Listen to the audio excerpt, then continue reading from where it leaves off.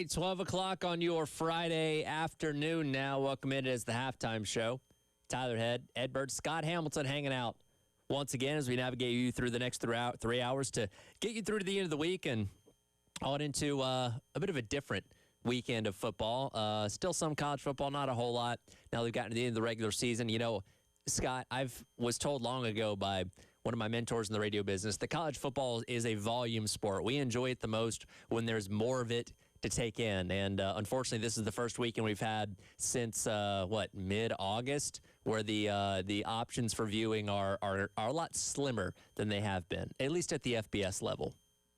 You see, you're looking at it wrong.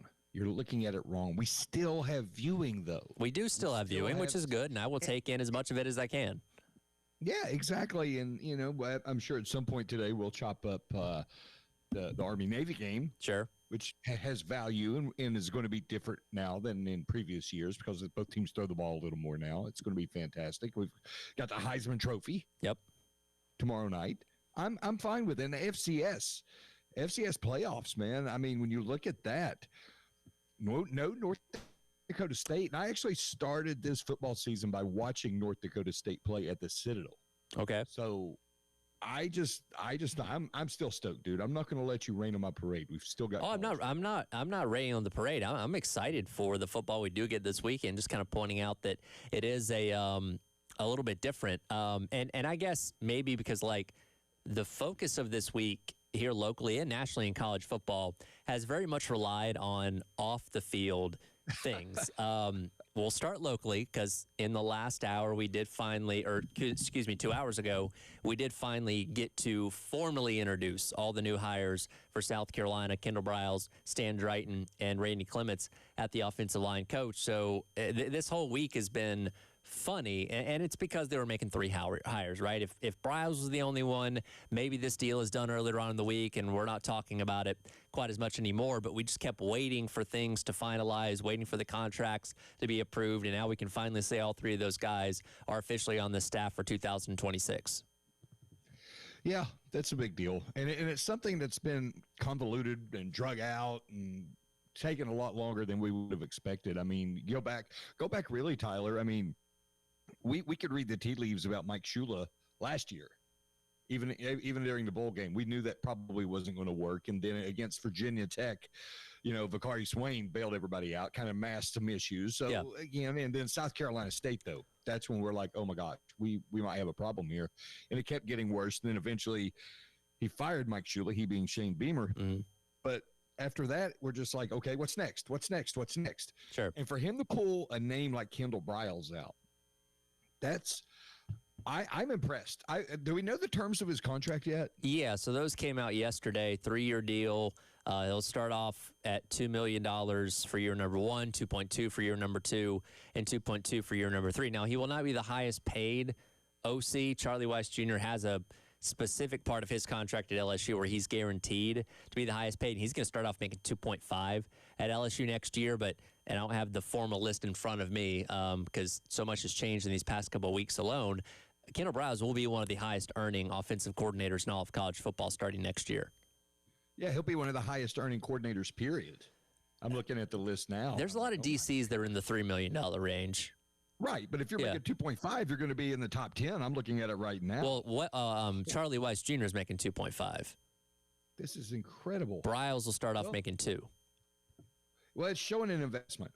Okay, it is. Yeah, it is. And here's my larger question though. What is the overall salary pool for South Carolina? I would love to know, and maybe I can get David Cloninger at the Post and Courier to give us some information on this. How does the salary pool for assistants at South Carolina measure up to the rest of the SEC? That's a really good question because are you a believer that as a head coach, you're only as good as your assistants? Do you believe that? Oh, absolutely. 100%. Because, and I think you look at like a Brian Kelly at LSU, right?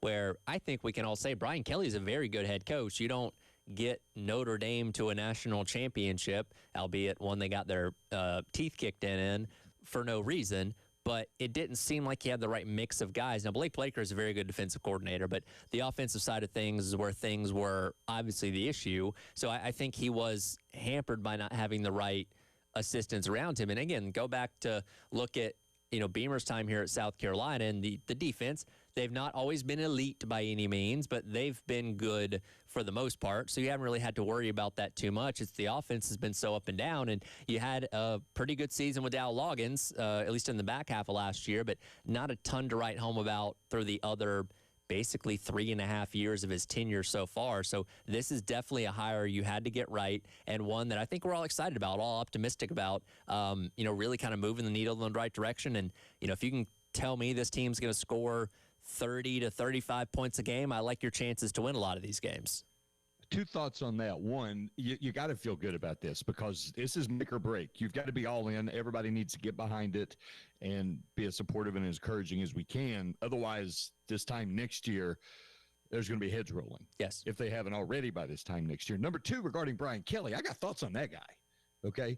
I think a lot of his success at Notre Dame had to do with Notre Dame's scheduling.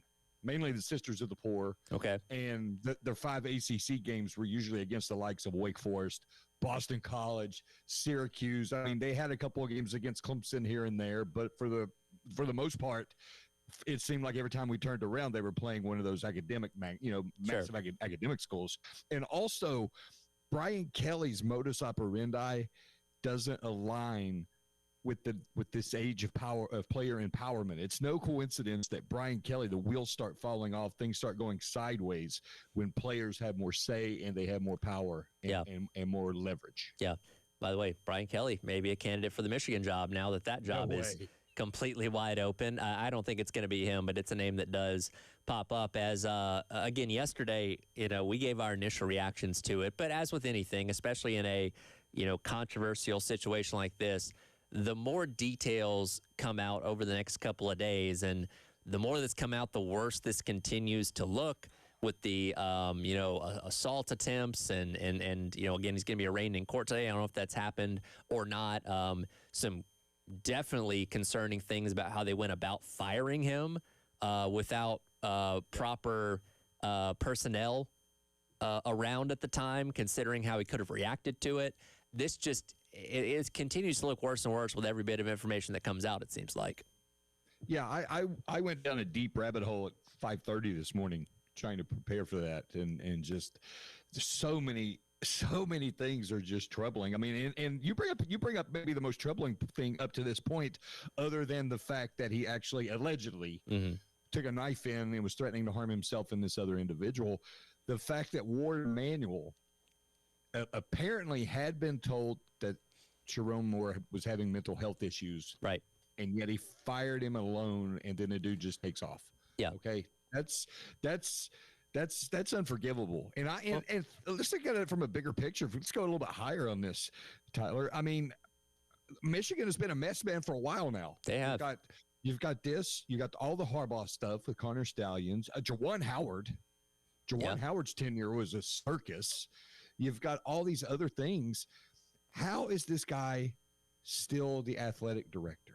Because I'm reading an article now from CBS Sports that basically says this whole deal with Jerome Moore and his inappropriate relationship with a staffer, they said it was the worst kept secret in Michigan. Well, we knew that. I mean, there were rumors trickling out about this for a while. Now, again, as more details have come out, apparently they did not have enough evidence while those rumors were circulating to really nail them on this.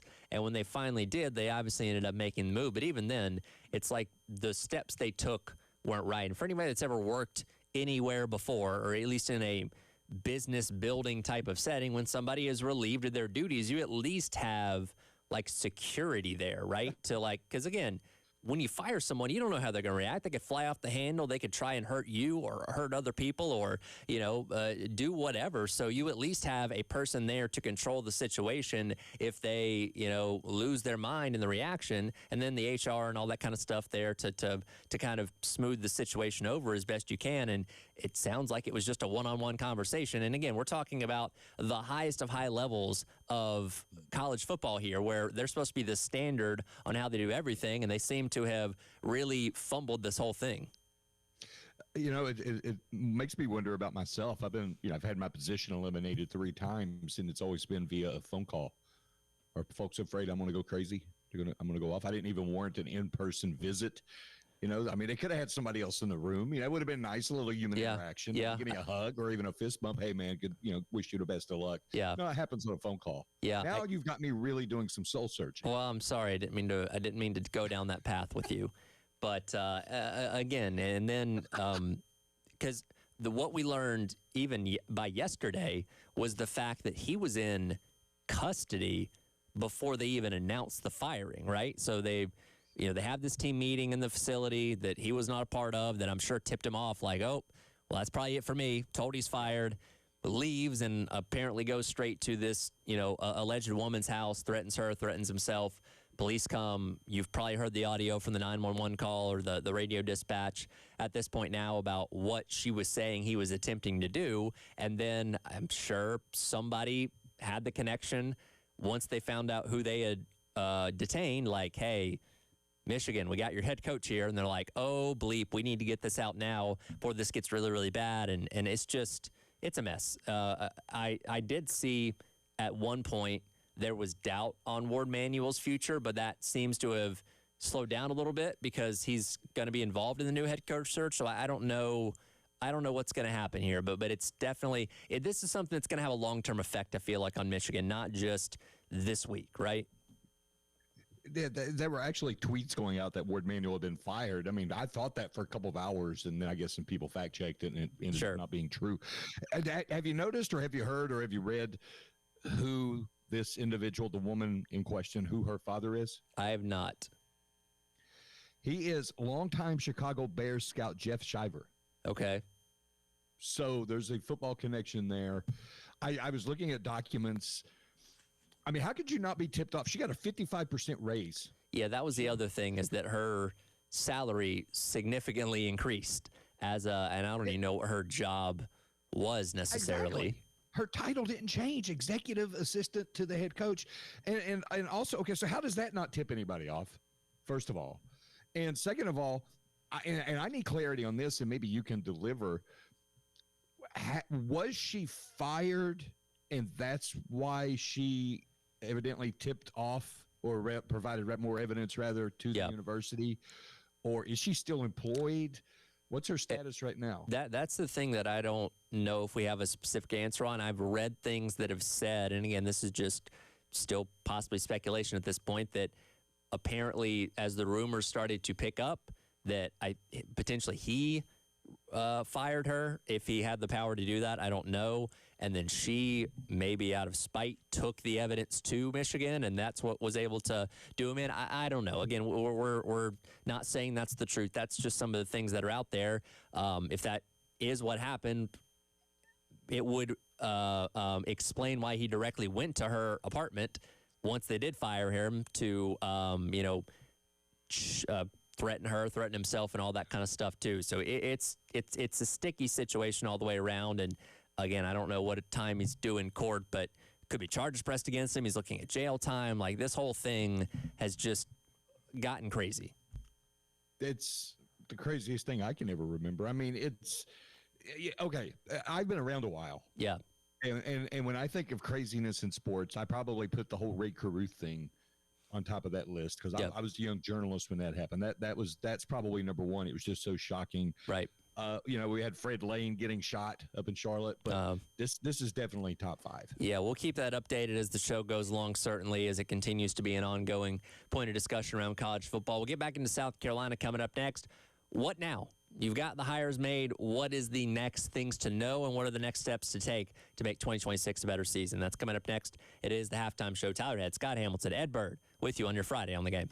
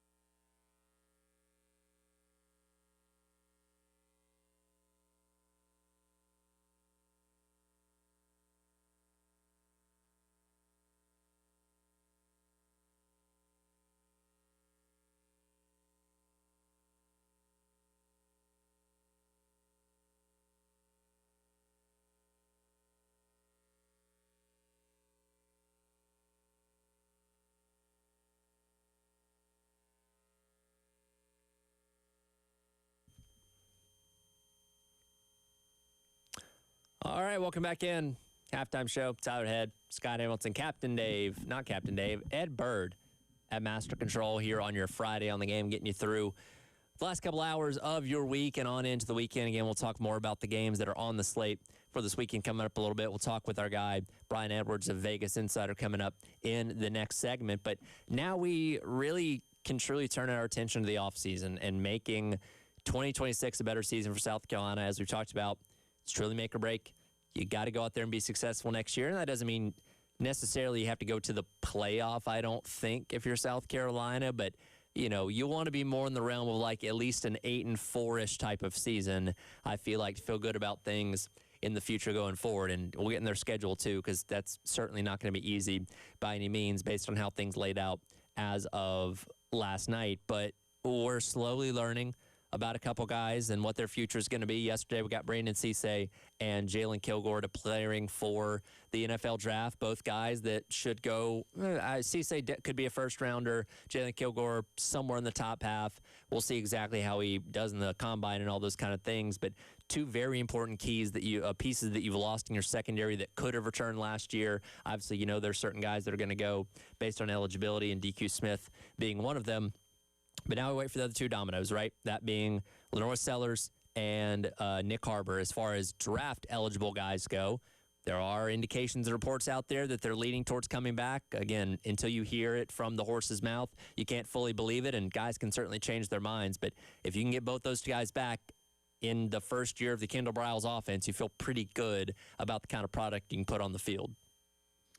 I'm wondering, did any of those guys, specifically Lenore Sellers and Nick Harbor, how involved in this retainment they were of Kendall Briles? I presume at some point that they were consulted. I presume at some point they might have actually spoken to Kendall Briles themselves, because if that's a big selling point. Yeah. For taking this job. You don't leave a good job for another job unless you are fully invested in it. And I have to think that speaking with those guys would have been pretty key. I'm trying to remember back from the presser earlier on today. I believe Briles said that he and Sellers at least spoken once on the phone. I don't know if they've met each other in person or not. I do think there is something to, you might not come here if you didn't know you're going to get to work with somebody like that, but we'll obviously have to have to see. Sellers talked about this week being exam week and focusing on that and all those kind of things. But you have roughly a month until that decision has to be made. Ideally, you'd like that decision to be made before then, because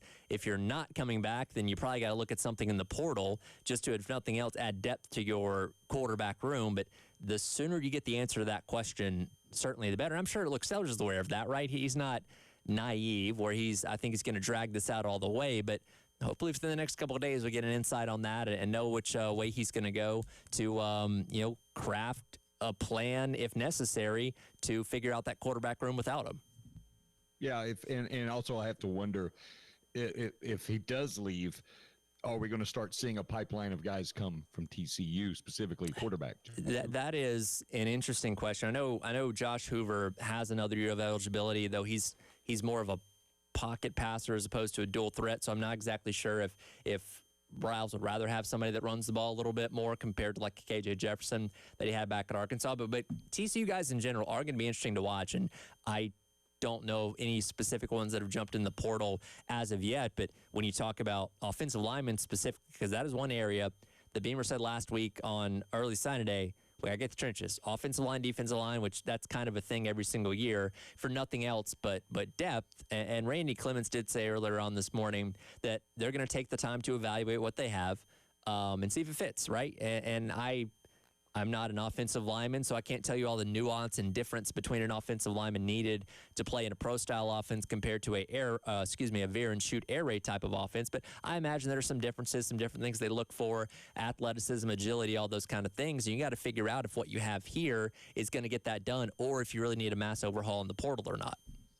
Yeah, I think I could see them going down and really working the portal, going down into the group of five. Maybe. Because there's always talent at the group of five that's ready to come up. I mean, Sure. That's basically what it's become. A group of five has basically become a feeder system. Yeah. Well, if you have anybody that's good, you're not going to keep them. Well, and let's think about this. Just in the past handful of years, in terms of offensive linemen that they've gotten out of the transfer portal, like Boaz Stanley was from Troy. Nick Sharp was he from Western Kentucky? Am I remembering that right? I believe so. A couple years ago, Nick Gargiulo's from Yale, of all places. Like Torrey Simpkins was from North Carolina Central. So, and we get caught up, just like star ratings in the high school ranks. We like to look where guys come from, right?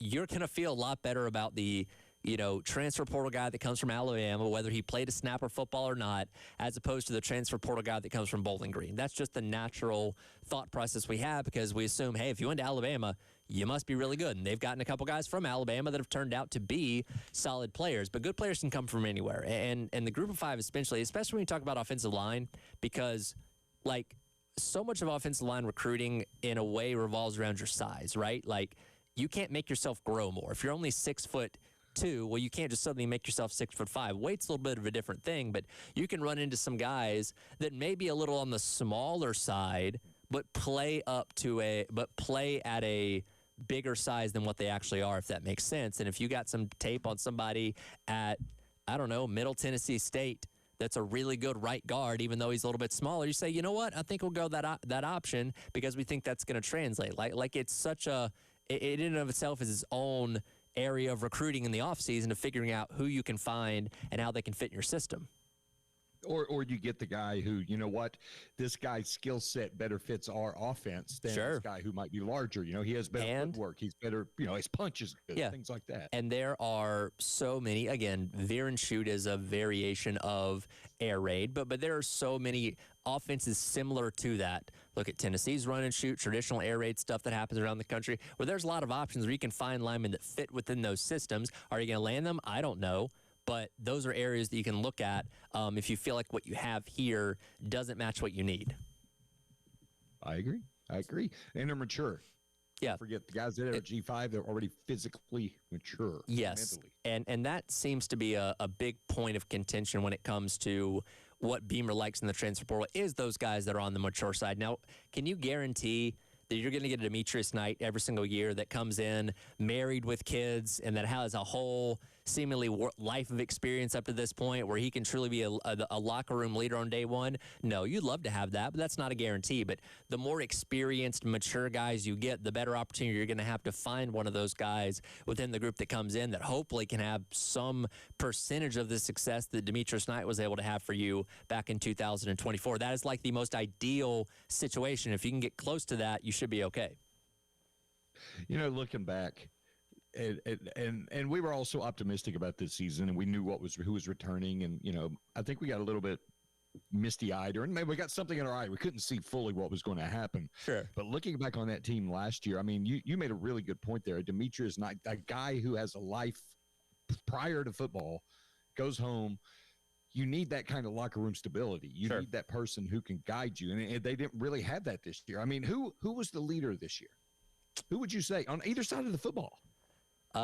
Nobody that really stands out. And look, I say this all the time. We're not in the locker room. We don't know what happens 95% of the time behind closed doors. We can only go off what we see on Saturdays, right? And what I saw on Saturday, I didn't see anybody that really established themselves as the alpha leader of this team, which when you got in the situations, especially late in the games, you needed those kind of guys. Well, yeah, but I mean, even last year, though, we could look out on the field and we'd say, oh, Kennard, yes. You knew that he was in charge of the situation. Demetrius Knight, even. That's a great example. Demetrius Knight was a good leader, dude. Sure. He really was. Yes. And on the offensive side, I mean, Simon. I have to think that Simon had some kind of galvanizing effect. Sure. I didn't feel that this year. And I felt also that just a lot of guys are still trying to figure things out. I mean, Nick Harper has improved exponentially as a football player, but he's still figuring it out. Lenore Sellers has looked totally confused under Mike Shula. Yeah. Totally confused under Mike Shula. That's something they're going to have to figure out going forward. And is Lenore Sellers that guy to be a leader like that, a guy who's to take charge? I mean, we see him play quarterback, but he was too busy worrying about, am I making the right moves? Am I making the right decisions to really think about being a leader? A lot of questions to be answered in this offseason. Coming up next, Brian Edwards, Vegas Insider, joins us to take a look at some action happening around the weekend of football. Coming up next, it is the halftime show. It's out ahead. Scott Hamilton, Ed Bird on your Football Friday on the Game.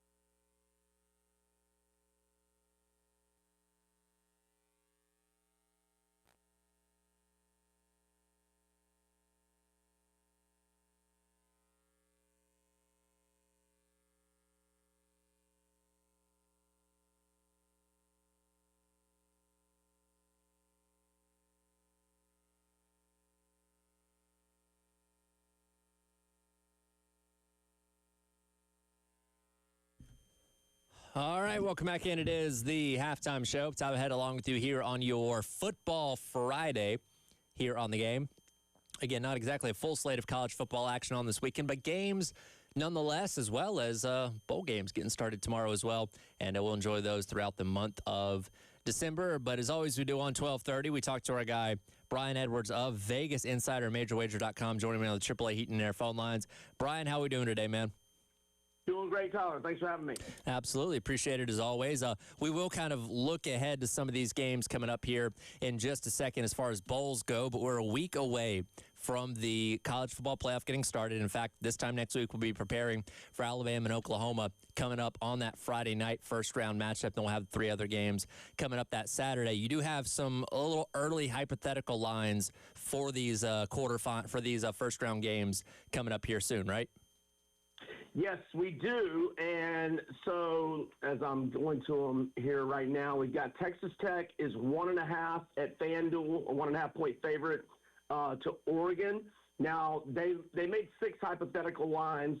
They didn't make them for James Madison and or Tulane advancing. So we have Ohio State at 9.5 against Miami, and Ohio State would be 7.5 against Texas A&M. And that one would be at Jerry's World in Arlington. And that Oregon Texas Tech, by the way, would be at the Orange Bowl in Miami. Indiana is 8.5 to Oklahoma and 6.5 to Bama. And Georgia is 5.5 at a -120 price against Ole Miss, which would be a rematch from mid-October when Georgia outscored Ole Miss 17-zip in the fourth quarter and rallied to not only win but cover in a 43-35 win as a 7.5-point favorite. You can bet these right now if you're at, if you have a FanDuel account. Sure. And the one I would bet right now is Georgia -5.5 to Ole Miss. That's the one that I would definitely bet right now. It sounds like not too many people giving JMU and Tulane too much of a chance in those first rounds, huh?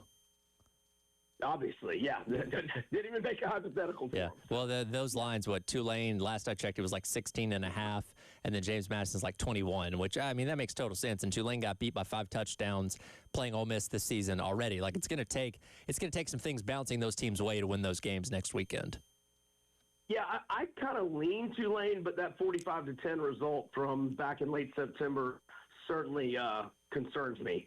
But I'm kind of leaning Tulane. I'm leaning Oklahoma. I want to know if Jam Miller's playing or not because that's a really big deal. If he's playing, it might be a pass for me. But it'll be Oklahoma or pass on that one. I also got to ask, is Kalen Bohr even going to be coaching Alabama by this time next week? Maybe he goes and takes the Michigan job. Yeah, and that could hover around. If it doesn't come to fruition with DeBoer, it could, like, what if Clark Lee gets an interview? The only bowl game that I've bet on so far is Vandy, and so I'm hoping Clark Lee is not in the mix there.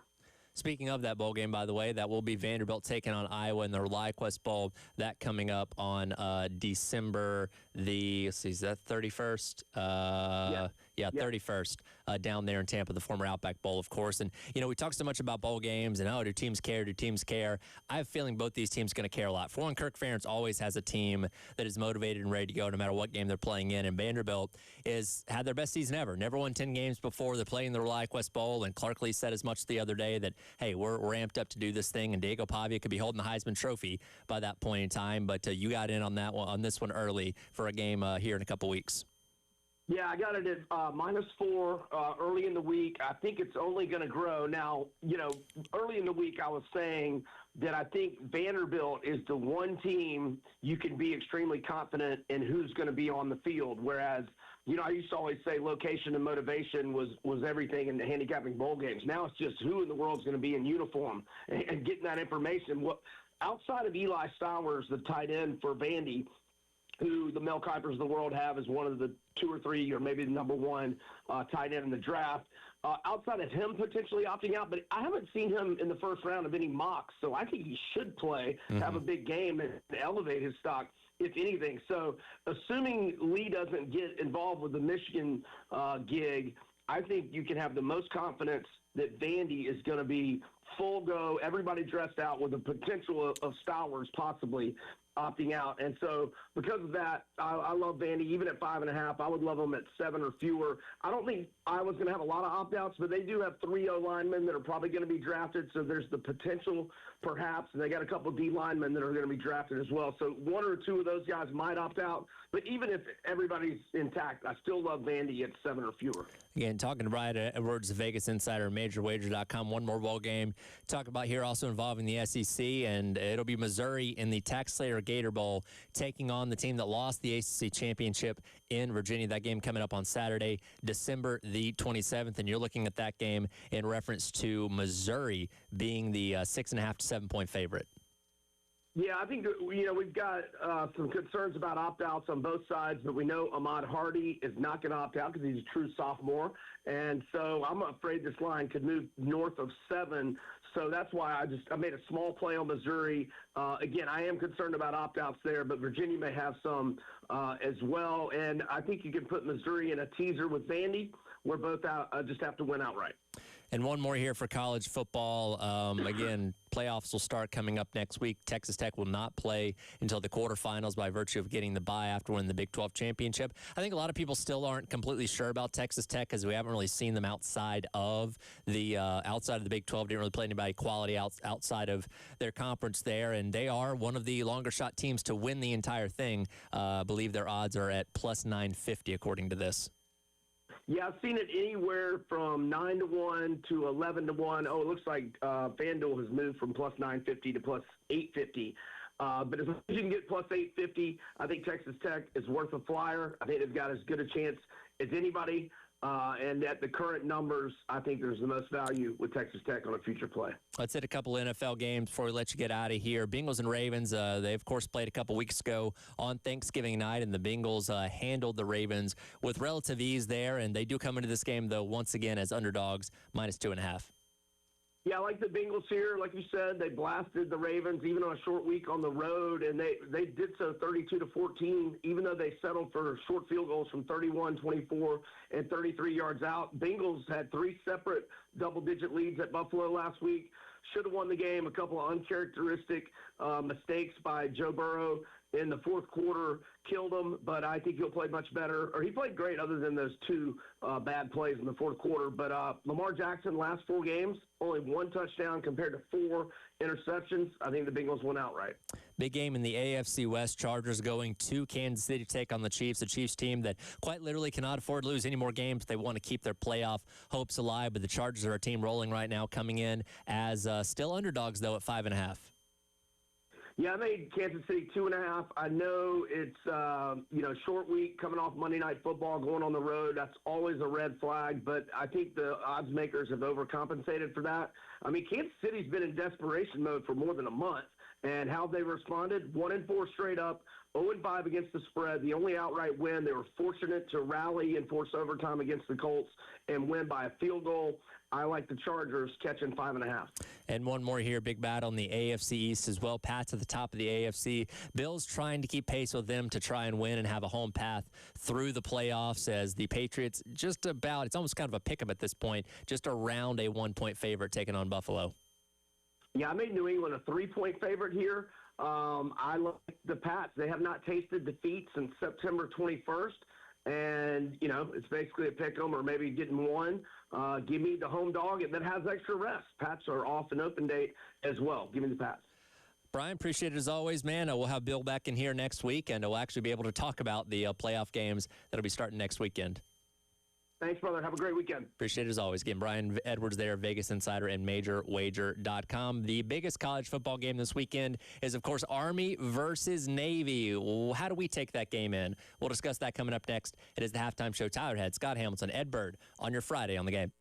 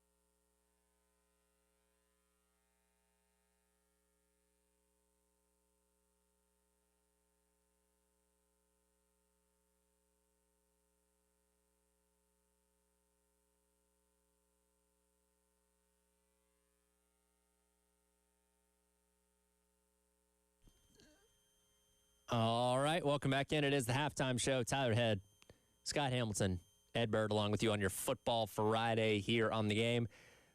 The game that's going to garner most of the attention in college football tomorrow. No, not the bucked up LA Bowl between Boise State and Washington, though I will probably watch that game because it does sound kind of fun. And I'm still getting used to bowl season starting so early, and I get it because of the playoff. Typically, bowl games would have started the Saturday before Christmas, but with the playoffs, you had to move them around. So we go from conference championships to bowl games starting the next week is still something I'm not quite used to. But, you know, if you don't want to watch the entire Heisman Trophy ceremony, at least have a game that you can take in while that's happening. Yeah, I'm down with it. Yeah. I mean, and actually, this matchup is pretty enticing. I mean, especially to be the first bowl game of the year. Yeah. Washington, Boise State. Washington was a pretty good team this year, especially at home. They were kind of flown under the radar in the Big Ten. Obviously, didn't win the games when they played, you know, the biggest teams like Ohio State and Oregon. But I think that could, end up being a lot of fun. Obviously, Boise is always a fun team to check out. But again, the game that commands most of the attention tomorrow is the Army-Navy game. And the fun thing about it is it's the game that nobody has to take a side on. Yeah, you can be Army or Navy, either one. But I think we as a country just kind of enjoy taking it in, celebrating the pride, the pageantry, and all that kind of stuff. I was listening to a podcast yesterday, and they were talking about the prisoner exchange that they do, where you have some Army students that spend a semester at Navy and some Navy students that spend a semester at Army, and before the game, they essentially hand them back to their rightful schools before the game and all that. You got the cadets up in the stands, all bundled up in their uniforms and all that kind of stuff. Just the sights and sound of it are truly amazing. Something I think we all look forward to every single year. Last year was my first one. How was that? And where were they? Wherever the Commanders play. Oh, okay. In Maryland. So it's not FedEx anymore, but it's in Landover. Yeah, and it was everything you think. Yeah. I mean, it was, and I went on the field for a while before the game, and then I hung out in the stands. And you're sitting there, and here are all these people. By the way, all these cadets are tall. Yes. Well, they are all physical specimens in their own way. And I'm like, oh my gosh, and they're in these long coats and these overcoats and all that, and I'm sitting there thinking, wow, there's probably a future president in here, maybe, or some senators, some CEOs. No doubt there'll be some military heroes there. Sure, we have to go to war or something, but it is everything you think it could be. And what I found to be really interesting, though, Tyler, people tailgate for this. They tailgate out there. Okay. But they were tailgating for their regular school.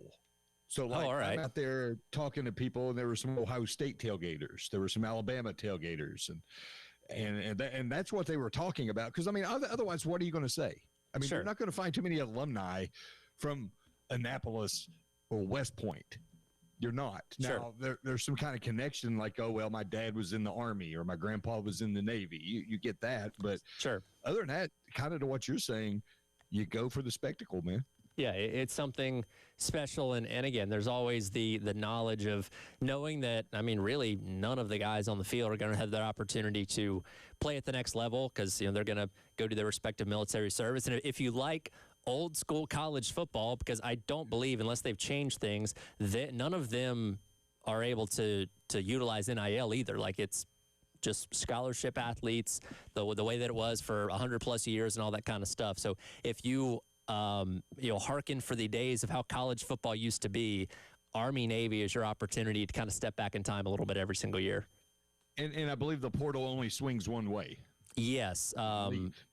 Yeah, I don't think you can transfer into those places in the traditional sense of how everybody else is. I know, like Georgia got Elo Mendoza, a linebacker from there a year ago. So yes, you can leave if you want to, though we don't see a ton of that typically. But yeah, they're not going to be quite as busy from January 2nd to the 12th when it comes to portal shopping like other teams in college football. It's just a cool experience, and I think I've told you before. I've been to Annapolis and I've been to West Point for games, and it's just different, man. It's just different. And you go to these other places. You go to you go to a Williams-Brice. That's a good example.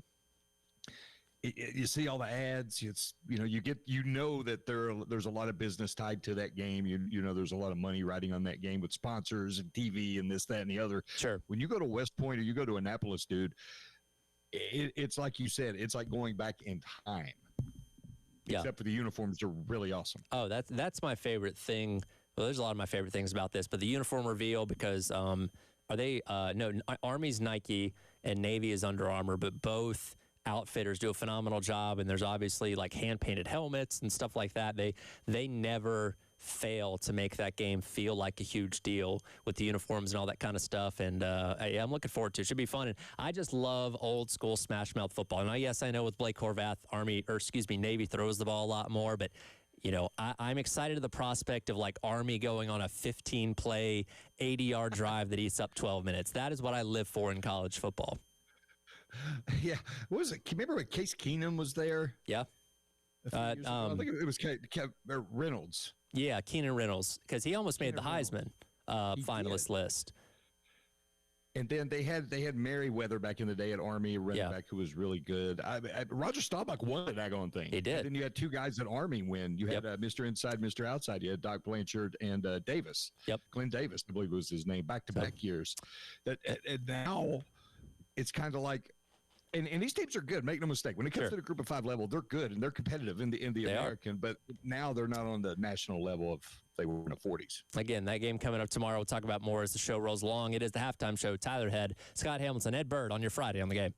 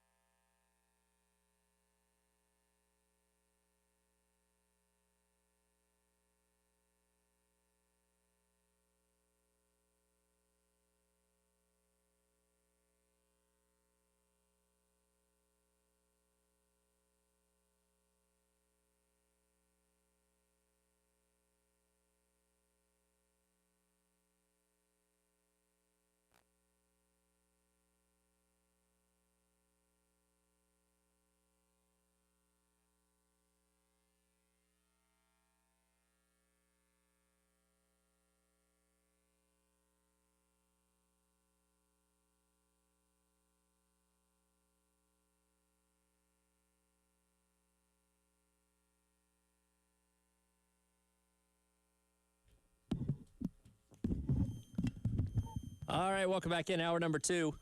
It is the halftime show. Tyler Head, Scott Hamilton, Ed Bird, along with you here on your Football Friday here on The Game. Again, we'll continue talking about the other games that are going on this weekend around the college football landscape, highlighted by Army and Navy tomorrow at 3 o'clock on CBS. Sorry, I had to plug in my headphones there. They came ripped out as I was trying to do the intro for the second hour there. But I can hear you now. We're good to go.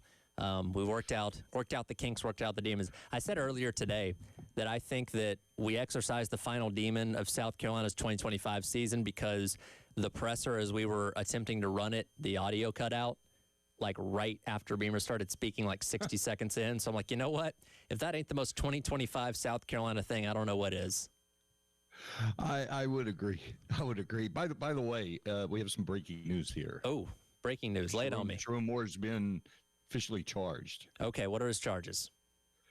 Okay, here we go. I'm reading it down. This literally just happened a few moments ago. Okay. He is being charged with home invasion, stalking, and breaking and entering. Jeez. Insane. Stalking and breaking and entering are both misdemeanors, but home invasion is a felony. Anything in terms of like jail stints or anything like that that's been made public yet? I'm trying to find this information myself. No, and again, I'm just quick. This is happening in real time. Yeah. I mean, if it's a felony, you're looking. There's that. I mean, it's a felony. That's all you need to say. I mean, my gosh. So and again, we have to always be very careful because there's a lot of information out there, misinformation out there when it comes to these kind of things. You got to make sure you comb through it and understand what's real and what's not. But that does back up what's been reported on and talked about in reference to him going to this woman's apartment, threatening her, threatening himself, breaking in, which you can hear on the 911 call, essentially, where she says, he broke in, he's been stalking me for months. So that also backs up what these charges are talking about there. So again, very serious stuff. And again, this isn't the first coach we've talked about being in these kind of situations in terms of inappropriate relationships and those kind of things. Unfortunately, there's a long list of them, and it's not going to stop. There's going to be more down the road, but this really takes it to another level because you are talking about criminal activity at this point and threatening the lives of yourself and others and all that kind of stuff. And I just keep going back to, because you almost kind of not put yourself in other people's shoes, but try and think about the perspective of their world, right? Where Wednesday morning, he wakes up, he's the head coach of one of the most premier programs in all of college football in America, making many millions of dollars every single year through his contract, got a wife, kids, all that kind of stuff. And by the end of the day, he is in jail, he is unemployed, and I don't know what the aspect of him with his family and stuff is as of right now, to the point now where he's looking at jail time because of all this. It's a whirlwind, right? And I imagine, because again, we're just kind of looking at this through the scope of the last 3 days, but imagine if you were a reporter covering this program where he spoke to the media, I think on Monday. I went back and skimmed through some of that press conference to see if there was anything in there that really stood out, and there wasn't. But imagine you're there talking to him and asking him questions on Monday. Wednesday he's fired, and Friday he's getting charged for what he did on Wednesday. Just a whirlwind of a week in Ann Arbor. 5 years. He faces up to 5 years. My goodness. For the felony charge. And here's what I find most interesting, though. MLive. It's mlive.com. That's the website for a media group that owns a cluster of newspapers, Ann Arbor News, Flint Journal, Grand Rapids Press, so on and so forth. And they've got the story here. And the last graph of the story, they are actually putting out a call to action for people who may have any information regarding Moore's conduct. Yeah. It's putting that anonymous email address out there. Why? I'm wondering this. Why would they put that out there as a news gathering organization? That's not on them. That's on the university to get that information. I wonder why they would include that in this article. Yeah, I did. I saw, I don't know if it was an email or a big, massive text that went out to all the students at the university kind of asking for the same thing, hey, if you know anything, let us know. And I don't know if that's implying that they think he was involved with other students or whatever it may be. But at this point, because again, we at the beginning of the week, I didn't think we were going to be talking about this on Friday, right? So there's nothing, I guess, at this point that would further surprise you. Like, okay, well, he's been involved in these other things, or maybe there's more stalking. I don't know, but I guess if you're Michigan, you can't leave any stone unturned. And yes, as the university, you're the one conducting the investigation. But if there's somebody out there in the student body that may know something, you're wanting to take that information in that can lead you down another path. So I guess you gotta explore every option. Now, you're thinking, though, you said with another student, and you're talking about student body. To be clear, this woman was not a student. She's 32 years old, and she was his employee. That is correct. And this is a call to action for anybody in the community. Apparently, yeah, that like he's been seen out to dinner with multiple people. He's been doing this, been doing that, and I'm shocked. I shouldn't be because you nailed it. At this point, nothing should be shocking, but I continue to be shocked by how widespread this is and by how hard Michigan is going at him and why it took them so long to come to this resolution with regards to terminating him, because obviously everybody's known about it for some time. How hard was it to get evidence? I mean, you have resources. Private detectives are in the phone book, dude. Yeah. That's all you got to do. Yeah, and that is a good distinction that you made there, that yes, this woman was not a student herself. She was a staffer with the University of Michigan, but there is, again, reports, rumors, and all that kind of stuff that there may be other people that he was involved with in and around the Michigan football program and that kind of stuff. So any information that they can get will certainly help in this investigation. Again, all of this will eventually come to light, right? The whole story will be out there at some point. With the details we've gotten so far have been, again, very eye-opening and shocking, but I think we're all intrigued to see how this unfolds. And also, what's Michigan going to do? I mean, it's not that, this program suddenly fell off the face of the earth after Harbaugh left. They've had 2 respectable seasons. They're getting ready to play in what is deemed the most prestigious non-playoff bowl against Texas coming up here in a couple weeks. You just signed a good recruiting class last week. Like, you're a program that's still in a really good spot, and you just beat Michigan. You just beat Ohio State again last year. Like, it's not like this place is in the toilet by any means, but who can you get? And look, Michigan has a lot of cachet, a lot of resources where they can go out and get a lot of people that some other schools can't. Who that is, I don't know. I made the joke earlier of, is Kalen DeBoer going to be coaching Alabama next week? We laugh at it, but if he went to Michigan, would it put your jaw on the floor? No, because they have the ability to pull that kind of stuff. They do. They can get who they want. I mean, say what you will about LSU. I think Michigan might actually have more juice than LSU, because if for no other reason than they've more recently had incredible success. Yes. And now think about this, though. Everybody in that recruiting class immediately was eligible for the transfer portal. Yes, they are. So we've got that circus going on. Yep. You got the guys on the roster who are going to be now eligible for the portal. The portal opens up in about a month. January 2nd. That's the new. It's one portal window, not a December and not a spring. You have one 10-day window to put your name in. You can obviously still pull guys out after the fact, but the name entering process is 10 days in January.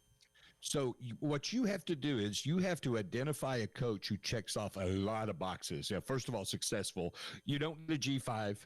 You don't get a coordinator. No. You've got to get a galvanizing personality who's going to try to clean this up, bring the fan base together, because I have to think the fan base is just beside itself right now. And so your list gets shorter and shorter. I mean, is this? I'll give you a name. I'll give you a name right now. Bob Stoops.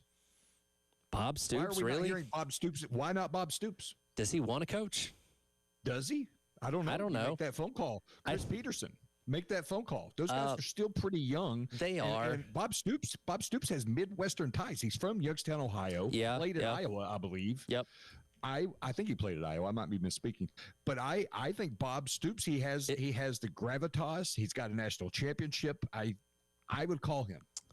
You bring up an interesting question, because I think the thing we all do now, or that every program does now, or at least the fans of programs do now when you fire a coach, is the running joke on message boards of throw a bunch of money at Nick Saban and make him say no. Like Nick Saban obviously being a more recent example of a coach that retired that still gets a lot of interest. Do you think Bob Stoops still gets a lot of calls like every single year when all these jobs come up? Like, hey, man, know you've been out of it for a while. You don't want to come coach Oklahoma State. You want to come coach at UCLA. Like, do you think his phone still blows up every single year for all these people? Like, I know it's been a while, but we'd love to have you. I'm texting him now to ask him. You are texting Bob Stoops as we speak. Okay. Well, let us know what. See if he can give us a number. The text back though. He'll call back. That's okay. Well, if he can give us a number of on average how many schools reach out to him every offseason about filling their vacant head coaching roles, I'd love to know that. I'm asking him that very question. Yeah. So if you, it's not impossible to pull somebody out of retirement. We've seen it happen before. I tend to kind of look for who's coaching now. And the thing about Michigan is, like you said, they're not going to go out and hire the hotshot coordinator. They're probably not going to go get the G5 guy that's been doing good things. Most of the guys have already been snapped up anyway. Like, I have to believe they're going to go try and poach somebody that's an active, successful coach at another power program. And again, DeBoer's kind of the one that's squarely in people's sights right now. Whether it happens or not, I don't know. But that's the type of guy they're going after, as they should. I agree.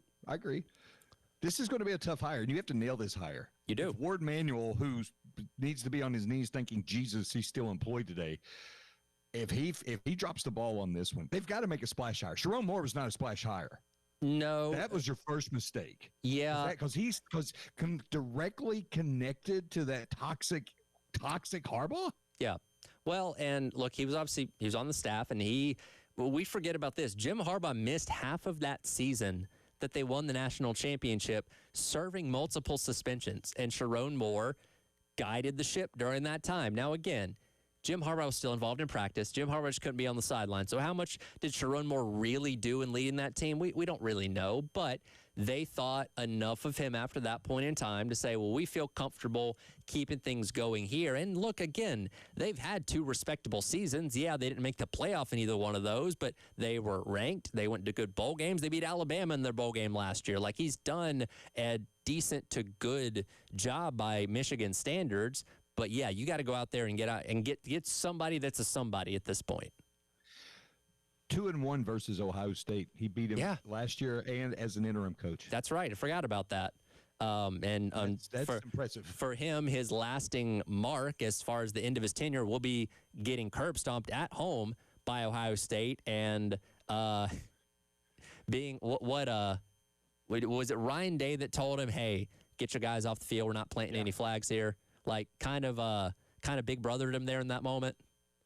Yeah, that was actually really cool. I'm not a Ryan Day fan, but that was actually pretty cool. Yeah. Him shepherding him away and getting the situation under control because it got ugly last year. Yeah, and look, I never say never with anybody when it comes to returning to coaching, but man, with this kind of stuff, I don't know if we see Sharon Moore back, at least on a major sideline, anytime soon. Like, I don't know what's going to happen. Coach Stoops. Yes. A few. He says a few. That's all we're going to get out of it. That sounds like the kind of answer he would give. Oh, man. We'll continue to update this more as information comes out. Coming up next, though, we'll take a spin around what's happening in high school sports. Recap last week's state championship games with our guy, Chris Deering. Coming up next, the halftime show rolls along. Tyler Head, Scott Hamilton, Ed Bird on your Football Friday on the Game.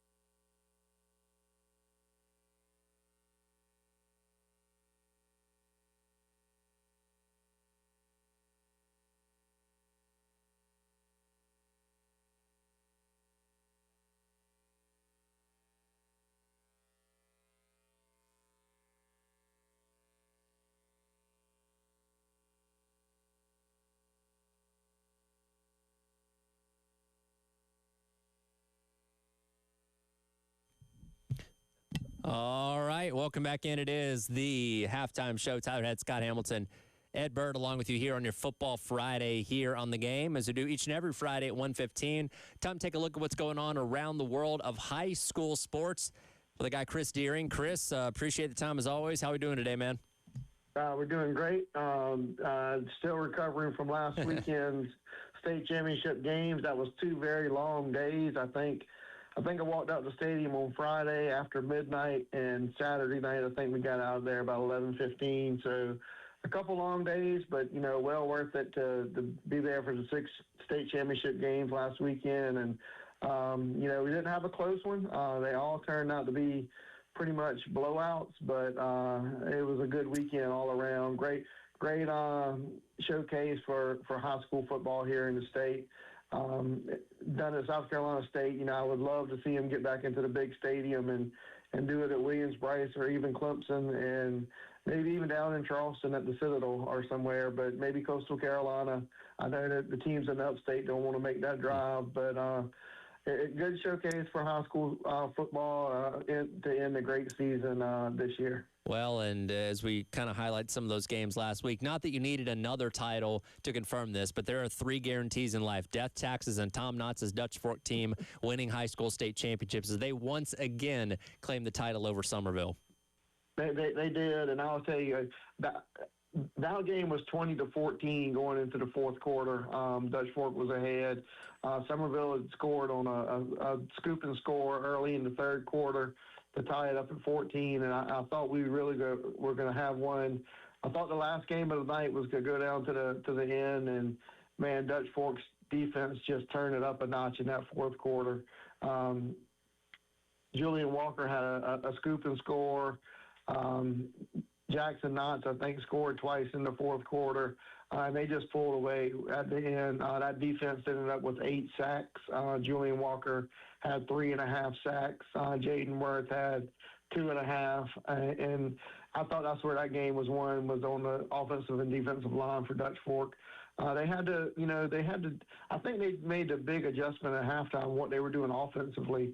They went to a bunch of misdirection in the second half. Summerville was sort of stopping them in that first half, and they went to that misdirection, and Summerville was caught going the other way and had a couple long touchdown runs. And Jackson Knotts, the first year starting under his dad, that's a lot of pressure to be Tom Knotts' son and the starting quarterback, but I thought he played a fantastic game.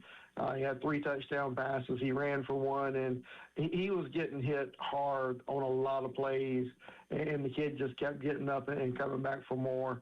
So that was very impressive to watch. And, what can you say about Tom Knotts? A 4-peat. That's their second 4-peat in 9 years. 10 state titles overall in 13 seasons. He's the standard in this state.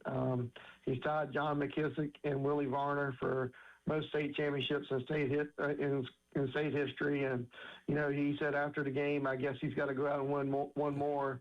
So us media types will quit asking him about it. But I think that's 17 state titles overall for Tom between North and South Carolina. So, I mean, he just keeps doing it. He's almost 70 years old, and I know he's got at least one more year in him with his son being a senior next year. After that, we'll see how many more years he's got left in it. Elsewhere, South Point picks up the victory over South Florence. Huge week for Gamecock commit Jazavian Kearns, obviously signing with South Carolina, winning the state title, as well as being named, as we talked about last week, South Carolina Gatorade Player of the Year as well. Yeah, and I'm going to give a plug to our website, the Prep Red Zone. He was announced today as the Prep Red Zone Player of the Year as well. Even better.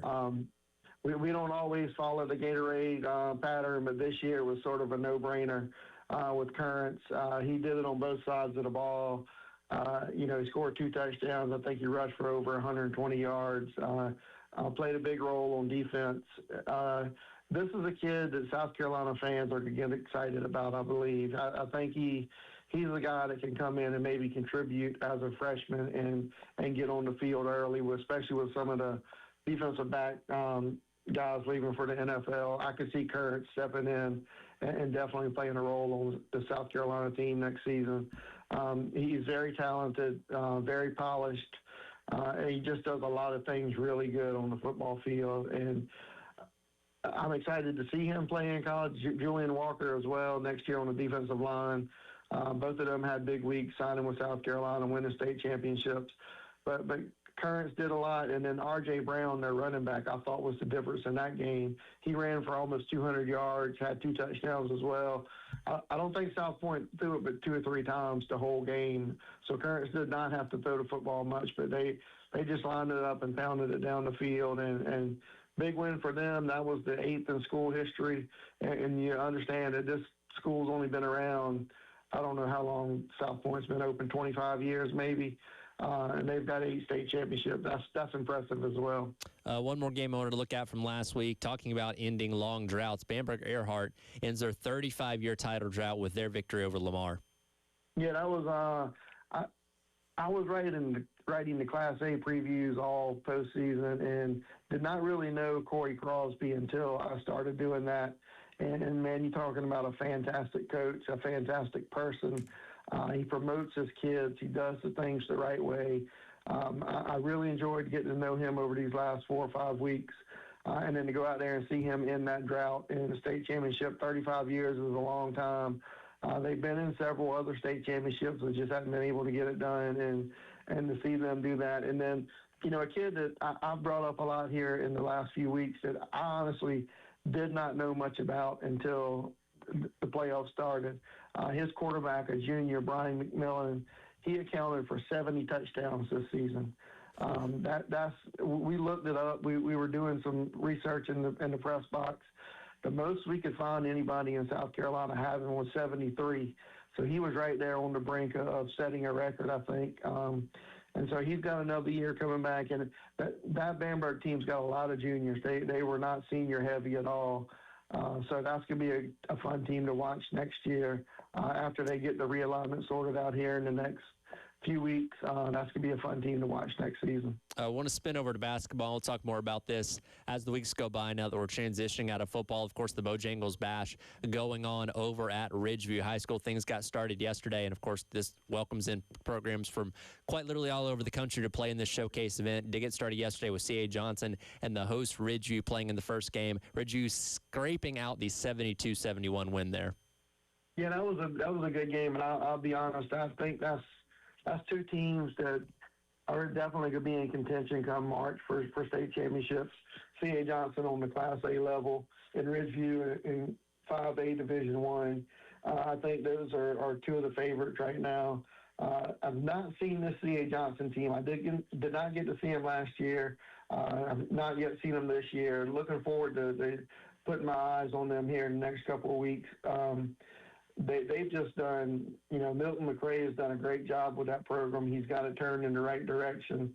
And then Ridgeview, I think, is, you talk about Tom Knotts in football. I think Joshua Staley and what Yerrick Stoneman did at Ridgeview, you got to look at them as maybe the premier program here in the state, along with maybe Gray Collegiate, and Dorman might have something to say about that. But I think Ridgeview is definitely going to be a title contender. And you look at the Ridgeview team; they probably lost their best 2 players to transfer to the prep schools out of state, and they're still this good. So that says a lot about the program and the type of kids that Coach Staley's got in that program. Last 60 seconds here. Things get rolling again coming up at 6 o'clock over there at Ridgeview with Gray Collegiate taking on Burlington out of North Carolina. What other games are you looking out for this weekend at the Bojangles Bash? Yeah, I definitely want to see that Dynamic Prep against Ridgeview game. Dynamic Prep is the top-rated team in the country. Former Eau Claire standout and longtime NBA player Jermaine O'Neal is the coach over there. He's got the top player in the 2027 class, and Marcus Spears. And then there's just a bunch of talent up and down this Friday and Saturday showcase, and that's what it is. Definitely want to see Wilson in Dynamic Prep tomorrow. So there's going to be a lot of good basketball over the next 2 days at Ridgeview High School. Chris, appreciate it as always, and we'll talk to you next week, man. All right, y'all guys have a great weekend. It is the halftime show. He's Chris Deering from Prep Red Zone. We'll come back, continue on. What's the South Carolina 2026 schedule look like? We'll discuss that coming up next. It is the halftime show. Tyler Head, Ed Bird, Scott Hamilton on your Friday on the Game.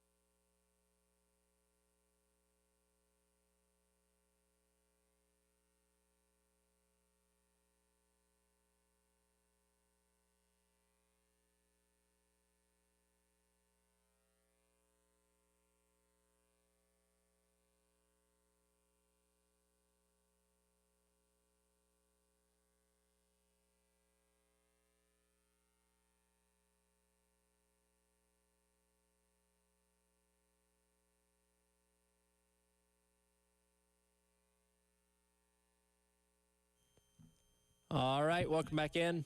Halftime show. Tyler Head, Scott Hamilton, Ed Bird, along with you on your Football Friday here on The Game. Of course, it's never too early to start looking ahead, especially when you don't have a bowl game to prepare for in the month of December. And last night on the SEC Network, we got the full schedule reveal for all 16 teams in the SEC as we enter a new era, the 9-game schedule era in the SEC. And for a team like Carolina, we already knew going into last night that all 9 of their games are going to come consecutively because you have Kent State, Towson to start things off, and, of course, Clemson in the last week of the regular season. So what order would those games be in and how manageable would it be for South Carolina was a big question. Now, here's the thing, Scott. When you have 4 of the 5 teams that will be representing the SEC in the college football playoff in your schedule next year, there's no way to make this schedule easy. You're going to have to face those demons at some point, and it's trying to navigate it as best you can and position yourself to where those games aren't, I guess, in a row is the only thing you can hope for. How weird is it, though, to look at this and you see, of course, the capstone Clemson at the very end. Yep. But then right before that, Georgia. So, and I tweeted this out last night, that it just feels wrong to be talking about Georgia and South Carolina playing in November. The last time they played in November, I was there. It was in Sanford Stadium. It was pretty chilly that day. I remember because I had my hood up the entire game. But typically when Carolina and Georgia play, it's supposed to be 105 degrees. It's supposed to be 3,000% humidity and played on the SEC on CBS. Yeah, and usually a rough game. Yeah, physical. So that is one of my and I'm glad they're back on the schedule together now, because one of my favorite little quirks about this rivalry between those two teams is back in the Spurrier days, this was going to be a game where neither team scored more than 20 points. There was going to be a ton of field goals. It was going to be a weird score like 18-16 or something like that, and it was a 4-quarter knockdown, drag-out dogfight every single time. Every single time. I remember one, and I might look it up during the break. I want to say it was like 10-3, 10-6. Just absolutely ridiculous back in the day.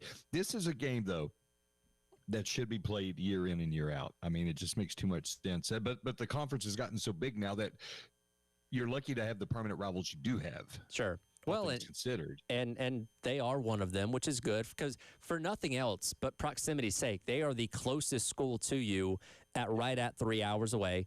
Same thing said for Georgia. Auburn's not that much further, but still, it's easier to get to South Carolina than it is. So it makes no sense to me why we were looking at two teams that close together not playing each other annually. Easy trip for both fan bases to make. Obviously, there's a lot of history there from the days in the SEC East and all that. And I guess if there's one complaint, it's just not in September like it used to be.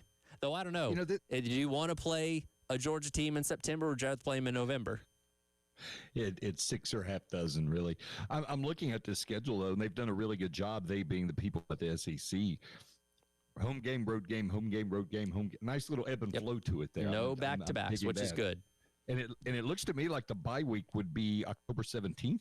Yeah, so the bye will come smack dab in the middle because, again, the way the calendar is, you don't get two like you've had these past couple seasons. So, yes, you will get 6 games, bye, then 6 more games. And much like this year, there's kind of a distinct line in the schedule. And we have to preface this by saying we're looking at these teams through the lens of 2025, right? What we know about these teams now, everybody's going to get involved in the portal. Everybody's going to do whatever they think they can to make their programs better from a staff standpoint, personnel standpoint, whatever. So I think we look at Mississippi State being the first game in week number 3 and say, okay, that's a very manageable game.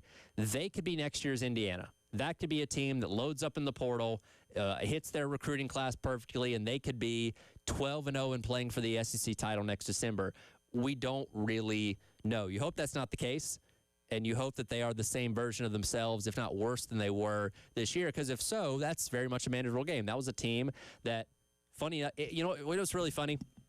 If Carolina and Mississippi State played this year, which of those teams would have failed to finish the game in the fourth quarter? Because both teams struggled to finish the games. They would have been the perfect opponent for one another. I thought they had cracked the code, though. Was the Arizona State that they rallied late to It was, but that was in like week High. 2. Then they kept losing all those other games after that. And then they held on and finally got them one. Yes. And it was just like a huge deal. I'm looking at this schedule, Tyler. Texas is the Notre Dame of the SEC. They're getting preferential treatment. Have you looked at Texas's schedule? Well, let's hold off on their schedule for a moment. Let's keep going to South Carolina's, then we'll get to theirs. How about that?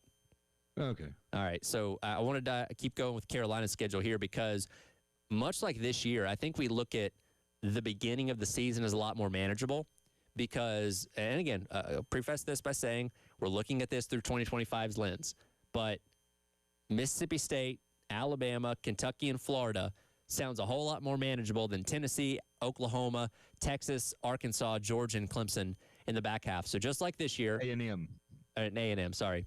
So just like this year, getting off to a good start is very important to position yourself for that back six. Because if you told me right now, hey, Carolina goes 4-2 in those first 6 games, I feel pretty good about things. Tell me they go 3-3 or 2-4, then I think we're talking about staff changes being made at that point. Maybe even in the bye week. You know what I mean? Like, it's very critical, once again, to start the season off strong. That bye week is situated right for, like, if you're going to make a change right at that spot. Yeah, again, you have half a season of sample size at that point. I see nothing good about this schedule other than it's going to be entertaining. Sure. But this is the way it is. This is the way it is going forward. And I don't hate having – would I like to have seen South Carolina play Miami? Yeah, that'd have been great. But if realistically to get back into a bowl game, contend for something perhaps bigger, they're better off with Kent State leading it off. Well, and that's the bare minimum, right, is you have to at least get yourself back to bowl game. Is that enough to prevent changes from being made at the end of next year? It's no guarantee on that. I can tell you if you don't make a bowl game, there's going to be some uncomfortable conversations for sure, but at least getting yourself back to some kind of bowl, Birmingham, Music City, whatever it may be, is the bare minimum standard for what next year should be. And again, look at that schedule. That's not going to be easy by any means. So when you have gettable games, quote unquote, and you have 3 games against first-year head coaches in Arkansas, Florida, and Kentucky, those are you cannot afford to lose any of those games, in my opinion, because you don't have much margin for error in the other ones. You're going to be taking on the playoff teams and teams like Tennessee and Clemson that are always going to be in the conversation for making the playoffs themselves. You got to get the games that are gettable and try and balance those other games as best you can. Yeah, especially with 2 of those 3 games being at home. Yes. You've got to lock that down. Just the way it is, brother. Just the way it is. Which of these teams, though, on this schedule, if you were to look at the 3 teams that have a new head coach, which one would you be the most bullish about? Probably Kentucky because it's at home. Like, well, I mean, no. I mean, from their point of view, which one would you say is going to be successful soonest? Oh, okay. I get what you're saying. I think Florida because of resources and again, having success at the G5 level does not guarantee success at the Power 4 level. I do like what John Summerall's done. I think he's going to have, obviously, the talent. He's going to have the resources to succeed. Will he? I don't know.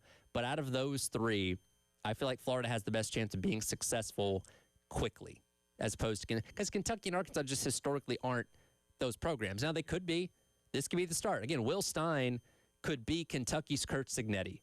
Same thing for Ryan Silverfield at Arkansas. We don't know that. We're not going to know that until we see it in action. But I think our just recollection of history tells us they're usually going to be okay to not great more often than not, because that's just what those programs have been. I mean, when we look at Kentucky, we're looking at a major roster overhaul. Yes. I mean, top to bottom, every position, nothing is safe there. He's got a lot of work ahead of him. Arkansas, I have to admit, I don't really know a whole lot about what's going on out there. I was more concerned about the Bobby Petrino stuff, just the fact that he was lingering around. Sure. Is Lagway coming back? I don't think we have a confirmation on that. He's not. He's a true sophomore, right? Right. Yeah, so he's not draft eligible. That's a great question that I think will determine a lot of Florida's offseason, depending on what he wants to do. Do other Power 4 programs want him as their quarterback? I think is a better question. I think so. I mean, in the right situation, if you have a head coach who is good at reclamation project, I could see him fitting in good with the Lincoln Riley. Maybe honestly. so. We'll see. We will take a look at some of those other teams in the SEC and how their schedules bore out yesterday as well. As we come back and wrap up hour number 2, it is the halftime show. Tyler Head, Scott Hamilton, Ed Bird on the game.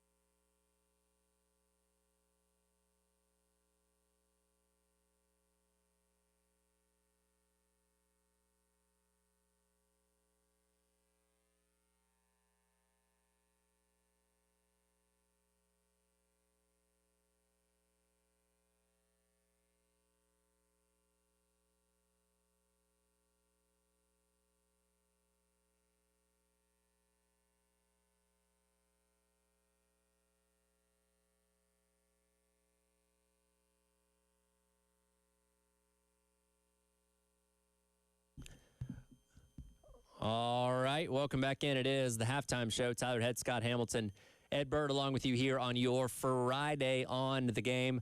We'll share some more details of the Sharon Moore arraignment coming up at the top of the hour, as that has been in process and a lot of new information has come out via the court proceedings that are definitely shocking and stunning. So we will certainly get to that coming up here in the 2 o'clock hour. We've been talking about the SEC schedule release, though, from last night. Again, Carolina's got a very tough back half of the schedule once again that they're going to have to navigate and get through those first 6 games in good shape there coming up next year. But Scott, you have a note on Texas's schedule for next week you wanted to talk about? Yeah, I mean, look at this. By the way, Texas, Michigan's opponent in the bowl game. So, that's right, Citrus we'll Bowl. Full circle here. Yep. I mean, they have 3 straight home games. They have Texas State, then Ohio State, and then UT San Antonio at home. Yep. Then they go to Tennessee, Oklahoma in Dallas, which is basically a home game. Sure. And then 3 legit home games: Florida, Ole Miss, Mississippi State. And then home away after that, or away home. How did they score this? This is a super friendly schedule. I'd say it's tough by SEC standards. By SEC standards, because that's been the criticism of them in their first 2 years in the conference is, and again, the opponents were the exact same. And they got Georgia, but outside of that, nothing that was like Alabama or anything like that. A&M obviously ended up being really good this year. But you are looking at 3 playoff teams. A team in Missouri that's always going to be pretty good. Tennessee is a capable playoff caliber team. Again, you don't know what you're going to get with Florida and stuff like that. And Arkansas too. I'd say it's tougher than what they've had the past 2 years. Still no Alabama, Texas, which I guess because they played that non-conference home and home a couple years ago, they're trying to avoid that as long as possible. But yeah, I mean, that's really kind of, I'd say, the only top-end team in the SEC that they're not. That in Georgia next year, but they played in the past 2 years. So Georgia and Alabama are really kind of the only big-name teams they're not playing, I guess. And they get their bye week, it looks like to me, before they play Oklahoma. I think that's always the case, though, right? Don't they always the case? Yeah, I'm pretty sure. Let me see. Yeah, Oklahoma's the same way. So they'll go to Georgia and then have the bye week. It's like when Georgia and Florida, they both have bye weeks before their game. So, yeah, Texas and Oklahoma both get byes before the State Fair game out there in the Cotton Bowl. So they get Georgia before playing Texas, but Texas gets UT San Antonio before playing Oklahoma. Yeah. This just makes me not like them. Well, it's very easy to not like Texas. I think we're all there aren't many people outside of the Austin bubble that I think in the SEC are like, yeah, we love Texas. We're so glad they came. It's kind of like when the new kid comes to school and automatically thinks he's the most popular person. You're like, oh, hold on, buddy. Get in line. You know what I mean? I don't care how you did things at your old school. This is a new place. I will say that I did go to Clemson's playoff game there last year in Austin. It was my first trip to Austin. Okay. It is pretty amazing. Yeah. I mean, it's pretty amazing. I've got a video after the game. I was on the field. All the lights are off. People only have their cell phones, and they're singing "The Eyes of Texas." Yeah. And it was like, oh my God, this is next level. And of course, McConaughey was there. That was actually pretty cool. Did you rub shoulders with him? I got to within about 10 feet. He's a little shorter than I thought. Okay. Strikingly handsome though. Yeah. What did he have on the cowboy hat and the leather jacket? He did. He had on that burnt orange looking jacket. What you should have done is you should have gone up to him and said, "Hi, Matthew, Scott Hamilton. People tell me I look like you all the time." Well, as long as they don't tell me I smell like him, because apparently, and I couldn't tell, apparently he doesn't like to wear deodorant. Him and Brad Pitt. Oh. They're au naturel. Doesn't he have like his own fragrance line or something? He's got his own tequila. Maybe that's what he smells like. But I don't know. I feel like he has some kind of fragrance for men or something like that. You'd think he'd be the type of person that would speak about, that would advertise about those kind of things. I don't know. But yeah, I guess whenever you go to, because I guess as long as he's not filming a movie, he goes to all the games. Because I see him at all of them. He was at Georgia a couple weeks ago. He's at the State Fair game. I'm sure. Will he be at the Citrus Bowl in Orlando on January 1st or whatever, or December 31st? No, because he's not going to bed the night before. Wherever he is, he won't be at that game. True. True. Yeah. I don't know. You're right. He is Dolce and Gabbana, so he just bathes in cologne. Yeah, that's what I thought. I'm like, okay, that's a dude that's supposed to smell good, not smell like what. That's called a hoe bath. Yeah, I don't know. that that's I've learned something today, I guess. Yeah, we'll get into some more of these scheduling quirks in the SEC because there were a couple of things I wanted to highlight, some things that I saw that I liked and some things that really stood out to me. We'll do that coming up a little bit later on in our number 2, but I do want, when we come back, to give the latest details on what's happening with Sharon Moore because, again, there's some very just eye-opening and shocking things that we're now learning in reference to what happened on Wednesday night that ultimately led to his dismissal as the University of Michigan's head football coach. It is the halftime show. Tyler Head, Scott Hamilton, Ed Bird on your Football Friday on the Game.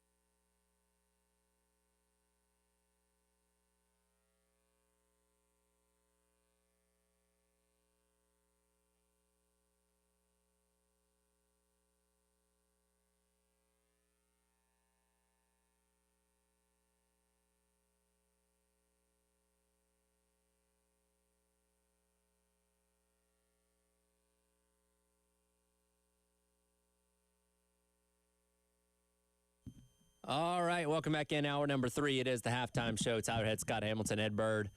One more hour to go here on your Friday as we head into the weekend. We'll talk some Heisman Trophy and college football awards coming up a little bit later on the hour, as well as keep our conversation going about what the SEC schedule looks like for 2026. But we've been keeping updated on the show so far in reference to what's going on with Sharon Moore.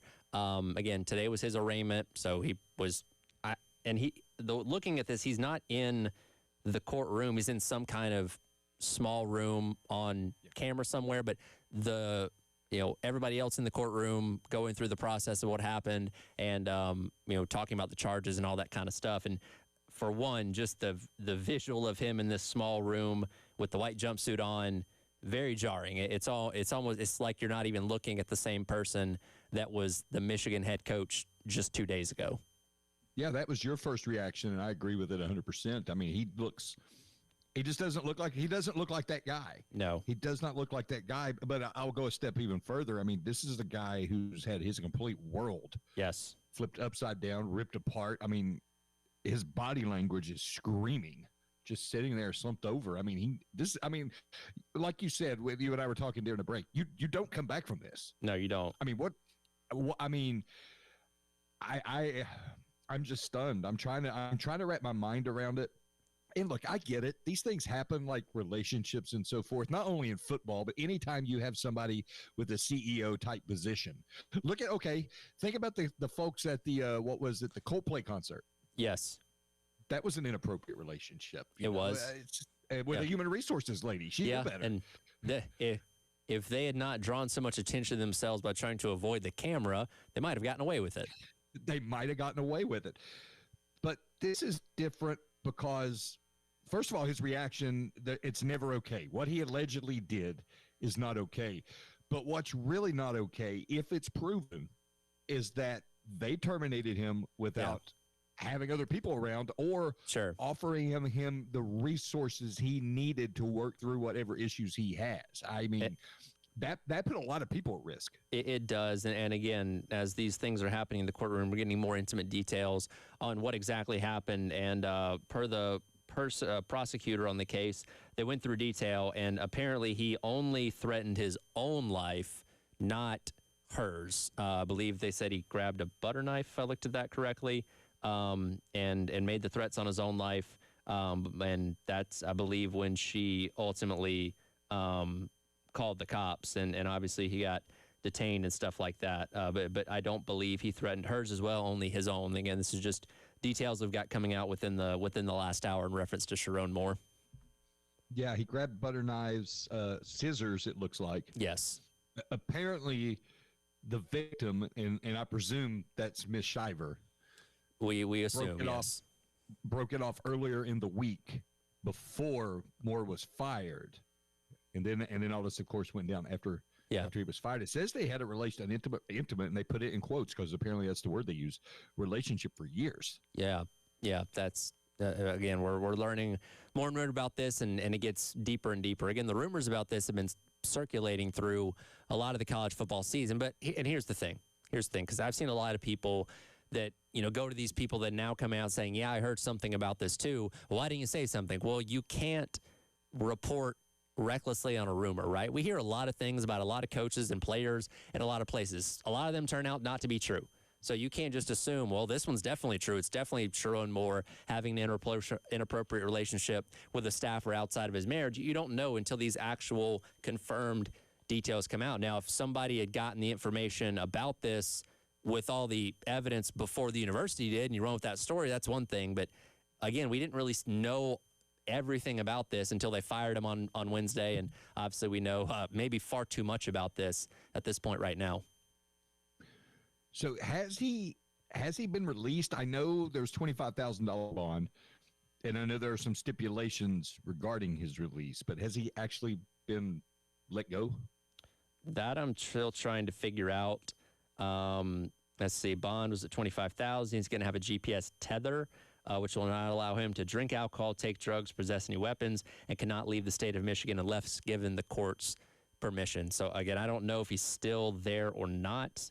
I don't want to speculate on that, but those are some of the updated details. Again, I didn't think at the beginning of this week we'd be documenting live courtroom things, but this is the biggest story in sports this week by far. And again, just to kind of put a bow on it, it's just a sad situation at the end of the day, right?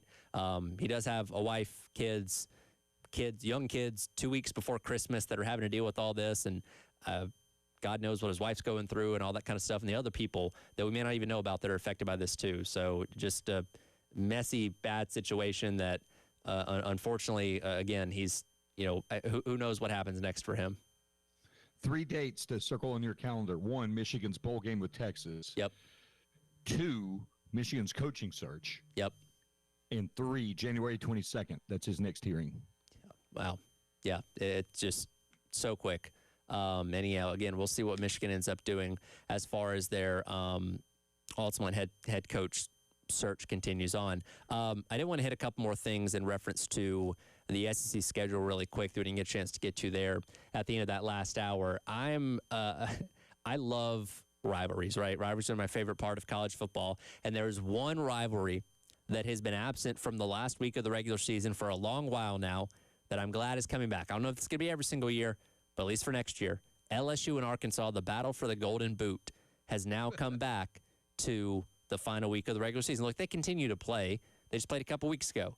But that, and maybe because I have fond memories of that 2007 game where Darren McFadden's team beat then number 1 LSU in double overtime, and we thought maybe eliminated LSU from championship contention, only to win the SEC the next week and still win the BCS National Championship. Maybe it's my nostalgia for that, but I love this game for some reason, and I'm glad it's back on rivalry weekend. I never think about it. You never do? And I that's one of those rivalries that I just like, it's kind of cool, I guess. It's usually because Arkansas is not relevant. Sure. And I don't get it. I mean, rivalry weekend for me, of course, is South Carolina Clemson. I love the Egg Bowl. I do too. The Egg Bowl. Michigan, Ohio State. I love all rivalries in college football, but this is one that, for whatever reason, holds a dear place in my heart that I'm glad it's now returned to rivalry weekend. Okay, and I respect that because I like the Holy War. Sure, that's great. But it's not played rivalry weekend. No, it's not. Neither is the Backyard Brawl. The Backyard Brawl, the Civil War. They don't call it the Civil War anymore. The Apple Cup. None of those things are on that last weekend of the regular season anymore. I'm surprised you're not a Big Ten fan because they have so many trophy games. Well, who says I'm not a Big Ten fan? The old Oaken Bucket. Yeah. Paul Bunyan. Scott, I went through an entire ranking of college football rivalry trophies in the off season. Like, I have a list of the 82 of them that are actively being played right now. Give me the bottom 5. All right, hold on. Let me find my list. You really have this list. I really had this list. This was like in the middle of July. Let me see. Hold on. All right, here's my list. My bottom, okay, there's 83 actually. The Southwest Classic between A&M and Arkansas, bleh, that's number 79. The Textile Bowl between Clemson and NC State, that's 80. The Commonwealth Cup between Virginia Tech and UVA, bleh. The Governor's Cup between Kansas State and Kansas, boring. And then the Anniversary Award between Bowling Green and Kent State. See, I thought the Commonwealth Cup was also Kentucky-Louisville. Is that the same name? There's multiple rivalries with the same name, so that's why I had to specify which one I was talking about. But, if you just give me, like, a just basic cup or, like, a plaque, I'm not really impressed by it. Like a jug. Yeah, I got the creativity, and I will share with you, if I haven't already, my number one is the $5 Bits of Broken Chair trophy between Minnesota and Nebraska that stemmed from the Faux Pelini Twitter account like a decade ago. With the cat. With the cat, yes. That is my number one rivalry trophy. That was, at a time, recognized by both schools. What was the one that they tried to make between Central Florida and UConn? Civil conflict. And then they left it on the bench because nobody cared. That was, and give a shout out to Jim Mora Jr. for turning UConn around. They were so irrelevant. They tried to make that a thing, and Central Florida quite literally did not care. They're like, we do not. What is what's the character's name from Entourage, where he's like, I don't think about you at all? No, I don't know. You've seen the meme, though, right? No, that's a quote from Mad Men, though. Is it Mad Men? I thought it was Entourage. Anyway, Mad Men. Mad Men. Yeah, and he looks. It's Don Draper, and he looks. Okay, at, all right. He looks at the little copywriter guy, and he goes, he insults Don Draper, and he just looks at him and goes, I don't think of you at all. Yeah, that's basically what Central Florida did to UConn, and that I don't even that trophy's probably in a garbage dump somewhere. No, at this point, they did a story in the Athletic about a year ago. They tracked it down. Oh, okay. And it's like in some guy's closet or something. Like, Sure. It's like, here it is. Yeah, but nobody cared. Like, and that's when Central Florida was cooking. Yeah, that sounds about right. Yeah. Anyways, got to see this list. Yeah, I'll we, as we get deeper into the off season, we can dissect it together. I still have it handy just in case I need to reference it. Which, like, I've referenced it a lot this season. Impressive. Whenever people, it was the middle of July, nothing was happening. I was like, you know what? I love rivalry games. Let me go through and come up with this thing. So, anyways, back to my main point. I'm glad LSU and Arkansas are back on the last week of the regular season, and looking forward to that as well. Also, we still have Cupcake Saturday for a couple of teams.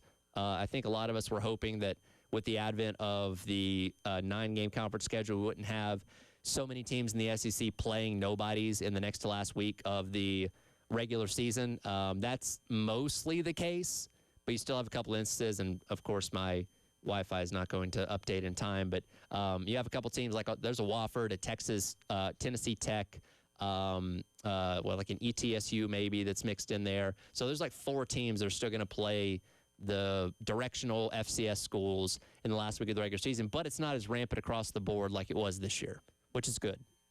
Oh, it's great. That's great. I mean, look, no offense to the directional schools, but my palate is full of them. Yeah. By the way, East Carolina. Why is it not Eastern Carolina? That is a question I cannot answer, Scott.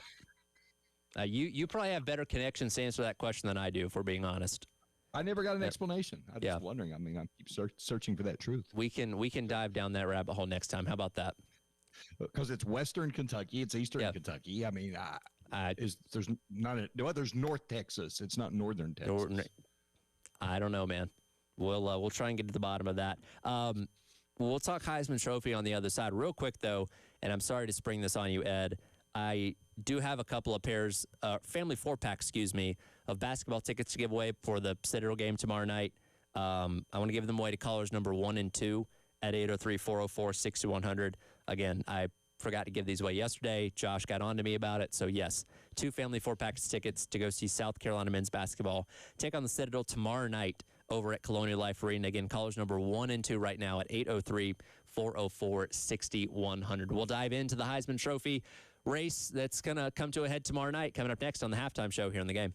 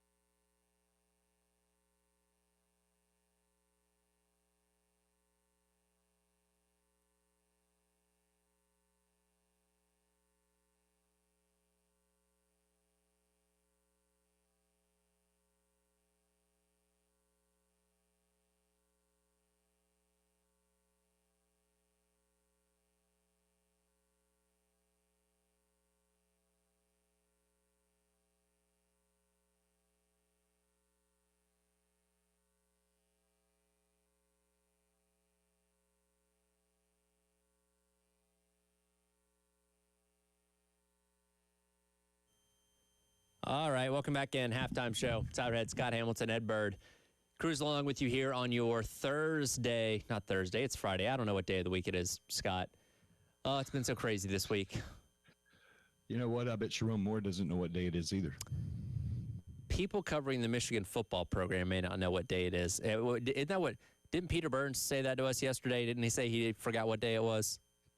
He did. And he also said the Big Ten was a Ponzi scheme of a conference. That is the best line I've heard in forever. Yeah, I'm stealing that. I'll use that for future reference, I'm sure. But, yeah, been a busy week and obviously creeping closer to Christmas and all that stuff. Tomorrow we will find out who the Heisman Trophy winner is. Scott does have a vote, so you're not allowed to tell us who you're voting for.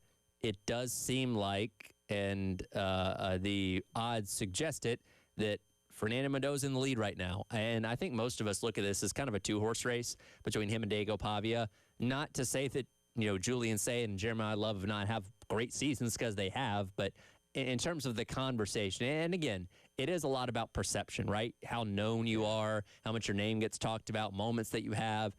Definitely, no doubt, Fernando Mendoza and Diego Pavia lead in both those regards. I agree. And that was part of the appeal last week. I mean, of that Ohio State-Indiana game. And, of course, it was the Big Ten championship. It was 1 versus 2, but you had 2 guys who were considered to be front runners for the Heisman Trophy. And it hurt Diego Pavia not to have that extra game. If they had been able to pull off that extra game, that 13th game, we might have a different situation tomorrow. I'll leave it at that. Yeah, maybe so. I do think, and it's really funny because Diego Pavia might be the world's biggest Johnny Manziel fan.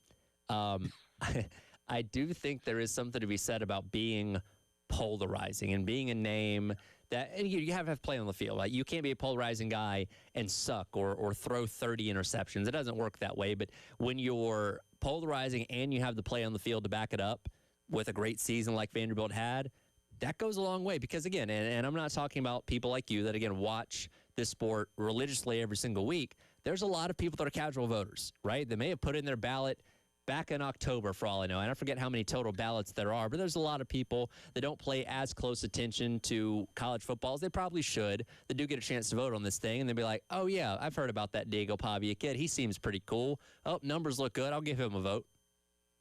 Yeah, I agree. And you know what?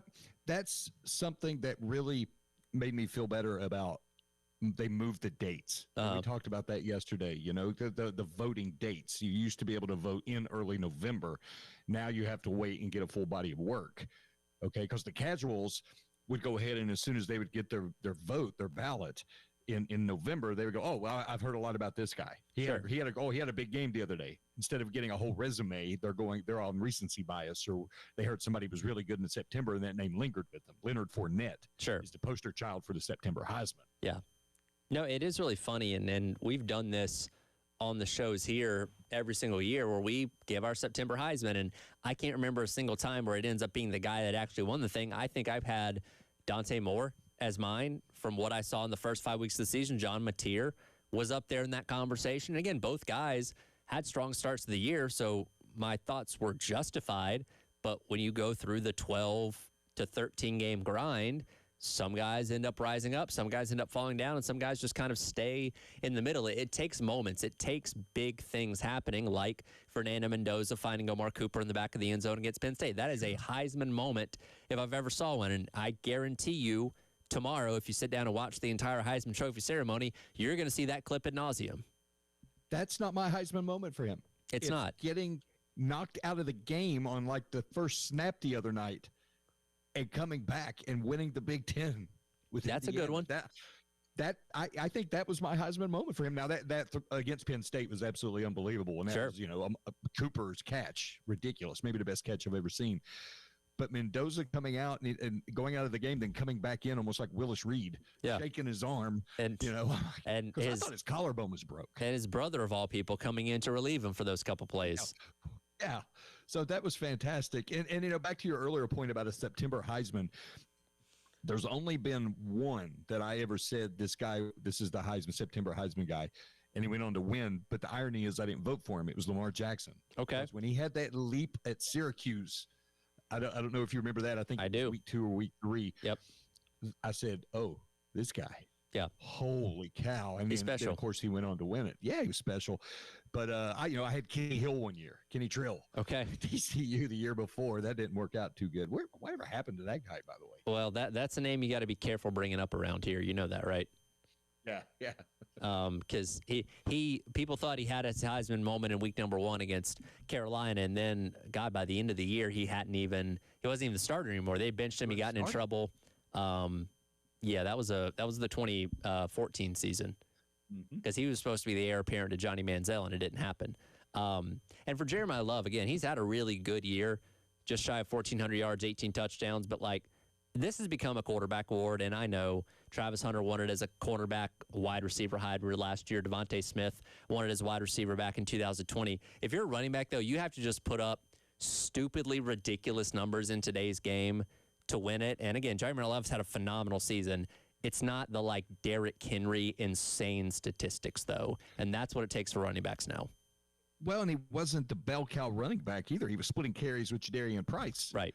So that, he could have had a 2,000 yard. And it used to be if you had a 2,000 yard season, that was automatic. You're going to win the Heisman Trophy. Obviously, we found out that wasn't true. Because correct me if I'm wrong. And I'm blanking. God, help me, Jesus. It was Boise State's running back. Didn't he have 2,000 yards? Oh, Ashton Jeanty? Yeah, he had a incredible. The knock on him last year was that he was playing in the G5. And, well, if you did that in the SEC or the Big Ten, you wouldn't have had those numbers. Who's to say? I don't know. But that was what potentially kept him from winning it last year. Yeah, I'm looking at it now. Barry Sanders, still 2,628, and that did not include the bowl game. Yeah, but didn't he average 300 yards a game? Stupid. Took the opening kickoff for the season back. That's insane. This is pre-internet, and I think I'm in 10th grade when this is going on. And I just remember looking at the Sunday morning sports page, and who is this guy? 300 yards, 280 yards, 5 touchdowns. I'm like, what in the world? And finally, when I got to watch him play, it blew my mind because I had seen Oklahoma State the year prior to that because Thurman Thomas was the running back. Sure. Oh, by the way, the quarterback was Mike Gundy. Oh, yes. How about that? Barry Sanders to this day had the most unbelievable season I've ever witnessed. Now, I can't think of anything. Is that your favorite Heisman Trophy winner? Oh, that's a great question. My favorite, probably Doug Flutie. Okay. Probably. I that's a really good question. I mean, the most exciting player I ever saw was Rocket Ismail. All right. But yeah, it might be my favorite Heisman winner. That's a very good question. I like Tebow. Tebow terrorized everybody in the SEC. It's hard not to like Tebow, man. Yeah. For me, and again, I'm, have not seen as many years of college football as you, but personal favorites watching, Manziel would actually have to be up there because watching him was just a thrill a minute. And he had the swagger and the confidence and all that kind of stuff. But who might actually take the cake for me is actually Devontae Smith. Oh, yeah. Because, absolutely. To be a non-quarterback and win the award, as we just talked about the running backs, you had to be so insanely dominant that there's no question that you're the best in college football. That 2020 season for Devontae Smith was out of this world with the things he was doing and just making people look silly week in and week out. Was that Mac Jones was the quarterback? Mac Jones was the quarterback. That was the last time Alabama won a national championship, by the way. So you have this frail little guy. And correct me if I'm wrong, that wide receiver room was stupid. Yeah, that was when they had Mechie and Waddle and all those guys. Ruggs, I don't know if they were all there that exact season, but that whole group was around the same time. I want to say Waddle got hurt. I think, I think Waddle did get hurt, and I think that's what opened the door for Smith to get as many targets as he did. I think you're right on that. And you know what? That is a very good one. He's in my top 10. Yeah, put it that way. Again, not an Alabama fan by any means, but just watching him was so much fun. I thoroughly enjoyed that. The Heisman Trophy is not the only thing getting handed out this week. A lot of college football awards going to be handed out tonight. We'll dive into some of those coming up next as we continue on with Halftime Show. Tyler Head, Scott Hamilton, Ed Bird on your Friday on the Game.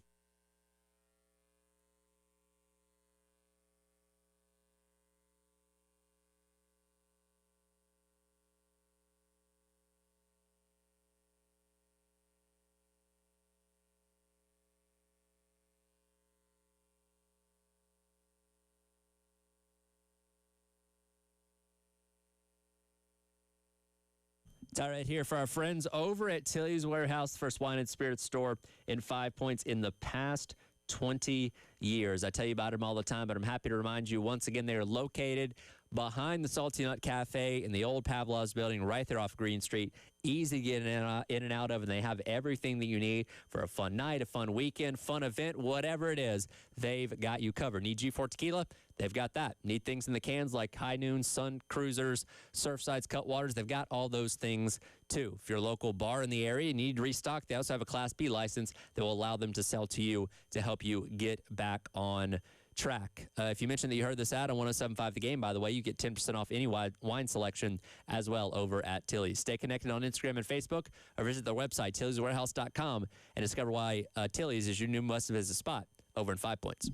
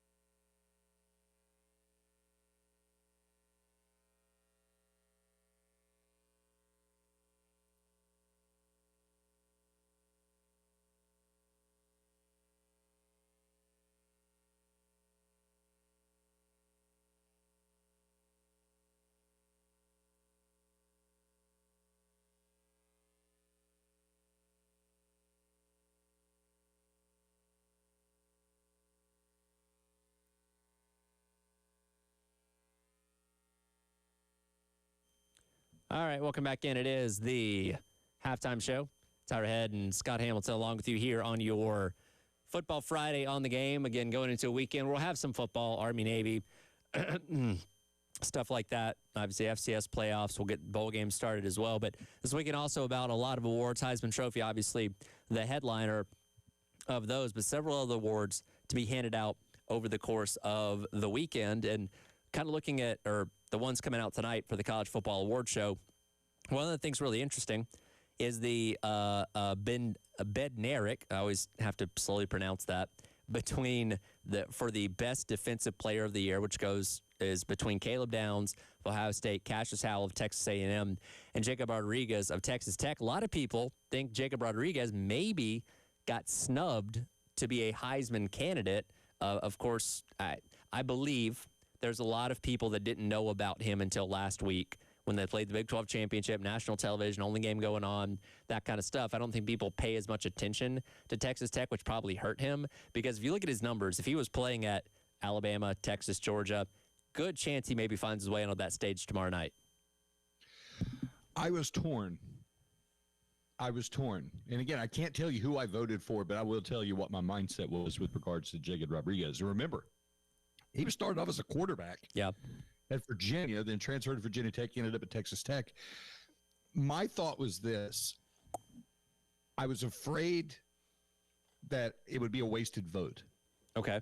Because, as you said, it has become a quarterback-driven award or offensive-driven award. There's never been a defensive player, a true defensive player who only plays defense win the award. Charles Woodson's closest thing we've ever gotten. Yep.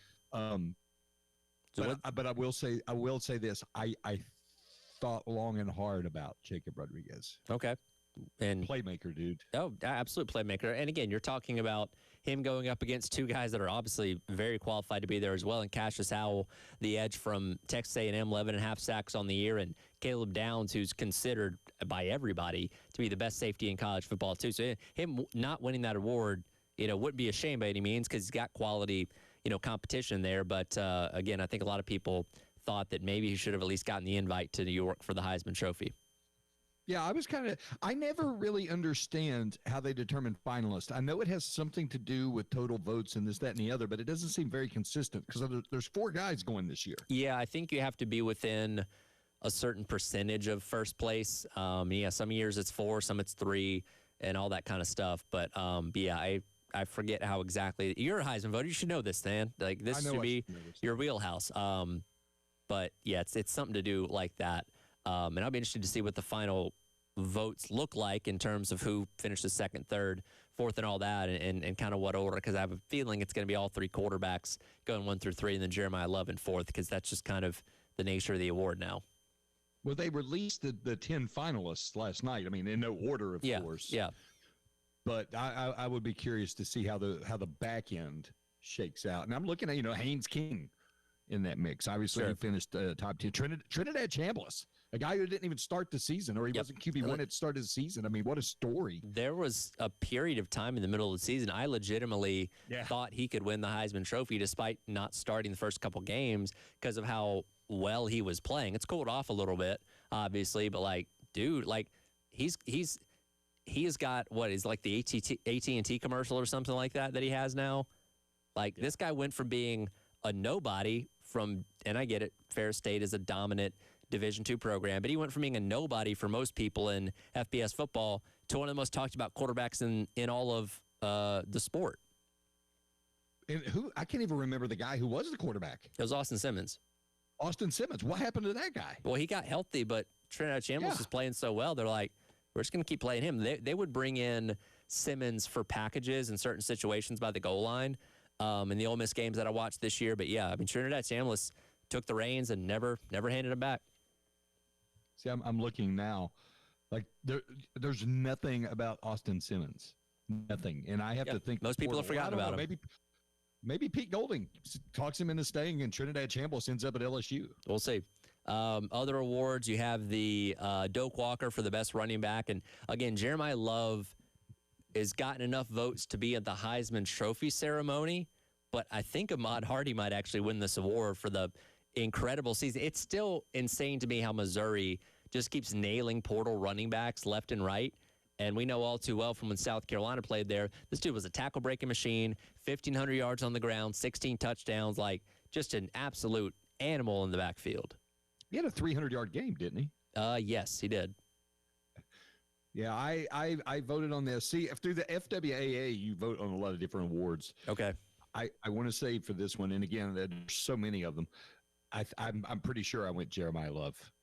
Okay. I just think he's a fantastic running back. He's splitting carries and still put up over 1,500 yards or around 1,500 yards. Didn't even play the season finale. Correct me if I'm wrong. Against Stanford, did he? I don't think he played in that game. I don't think so. I think you're right on that. So just absolute talent. But I long for the day, though.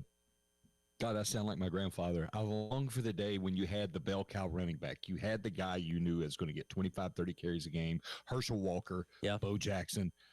I don't know if we'll ever get back. I mean, football's a secular game. Things come back around, but I don't know if we'll ever come back around to that extreme. Probably not, just because from a health standpoint, it makes more sense to go back by committee because you're not punishing one running back over and over and over again. And I think we saw like last year with Rocket Sanders here, because I think he toted the rock like 80% of the time when it came to true running back carries. That's about as close as you'll get to a dominant one, just from a fact that you have the depth and obviously want to keep your guys healthy as much as possible. But it is funny because like in the NFL, running backs are coming back around a little bit more after it seemed like they were being devalued over the years. But yeah, football's a thing that comes in those cycles, so where it kind of feels like we are cycling back to the importance of running backs a little bit more, but I don't think we ever see those bell cow backs that are taking 99% of the carries in college football anymore. Yeah, Jeremiah Love, I'm whiffing today, man. I sucked today. Jeremiah Love did play against Stanford, 14 carries for 66 yards and a touchdown. Then they sat him down. Yeah, I was going to say, he probably didn't have to play too much in that game before the damage was done and they could kind of cruise the rest of the way there. And again, I know you can't tell us who you voted for. Is your Maxwell Award, which goes to the Player of the Year, different than the person that wins the Heisman Trophy? Yes. It is? Okay. That's the distinction where you're like, well, if they win the Heisman, shouldn't they win Player of the Year as well? Because remember, the Heisman is the most outstanding player in college football, and that can mean a bazillion different things, where the Maxwell is just the best player. So there can be a difference, and we see that a lot. I went to the Maxwell Award Gala back in March in Atlanta at the College Football Hall of Fame. Right.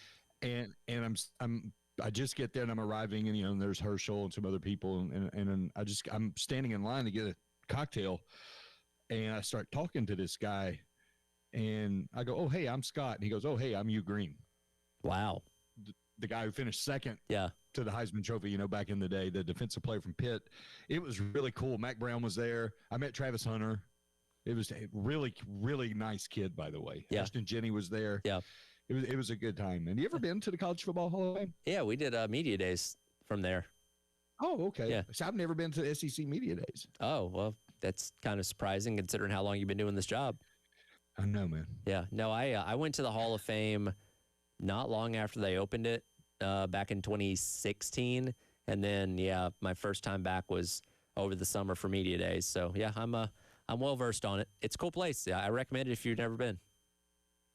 I like the helmets. The helmet's cool. Collection of helmets. Very cool. I like the collection of helmets. And then you go and they've got those displays where, some of that stuff is really old. Yes. Like 150 years old, dude. Mm-hmm. Like really, really old. I don't know how they handle it. But it was cool. I just wish they would figure out a way to leverage that facility and that organization a little more prominently in college football. Okay, because we never really see a lot about it. Baseball has a big deal. Sure. Pro football has a big deal. How can they better leverage the College Football Hall of Fame? Is Atlanta a good place for it? Because it used to be in South Bend, right? Yep. Yeah. I feel like Atlanta being a hub is good. You got the connections to the SEC and all that. I think it's a good place for it. But yeah, maybe make a bigger deal of it when people are getting inducted and stuff like that, because I don't think we really televise those kind of ceremonies, but probably be a smart thing to do. Have it maybe have the induction ceremonies be connected to that season opening game they have at Mercedes-Benz every year. You make it an entire weekend, a gala, the whole deal. Blow it up. That make a lot of sense. I don't know. We can add that to our list of things to fix college football. How about that? Okay. We'll come back. We'll wrap up the hour and the week as the halftime show continues on here on The Game.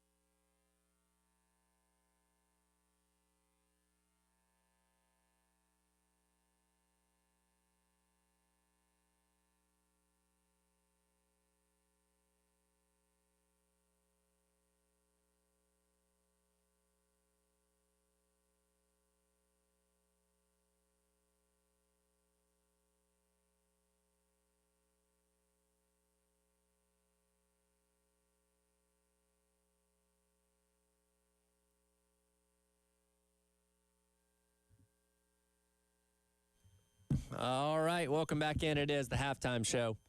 Tyler Ed, Scott Hamilton, Ed Bird, wrapping up the week here on your Friday on the game. Got men's basketball tomorrow night in action against Citadel, 7 o'clock over at Colonial Life Arena. And then women's basketball Sunday taking on Penn State as both programs get back rolling after taking the week off for final exams. Huge men's basketball matchup against Clemson coming up on Tuesday as well as they try and get the best of the rival up there in the upstate. Again, football on this weekend. Got Army-Navy coming up tomorrow at 3 o'clock. I had this I feel like it's not been talked about as much this year, but there's always the rumor of moving that game because, like, the college football calendar itself is all screwed up anyway. You know, do we really need conference championship games? I don't know. The playoffs starting on December 19th and the national championship being on January 20th could probably be better. But, like, the Army-Navy game is something that, like, you feel like you can't move, but they might end up moving it to accommodate for the playoff at some point. You have to. Because if you remember last year, there was a chance that they were going to meet possibly in the American Championship game and then play again the following week. That is correct. I remember that now. After the playoff, I mean, that would be absolutely ridiculous. Sure. So I think you have to move it. I mean, right now it enjoys standalone status. I hate it.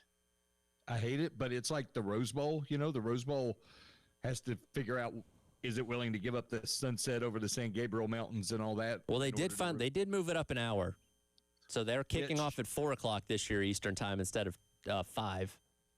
Right. So they, you know, if the Rose Bowl has decided that it has to give up something, I think this game does as well. Now, is there a way to spotlight this game to make it stand out from all the others? I don't know. I mean, you set aside a Saturday and say nobody else kicks off at noon? Maybe? I think if you have the opportunity, because again, what value do conference championship game bring right now? I don't know. If you got rid of those, you could set aside the first Saturday in December and then start the playoff the week, essentially the week after that.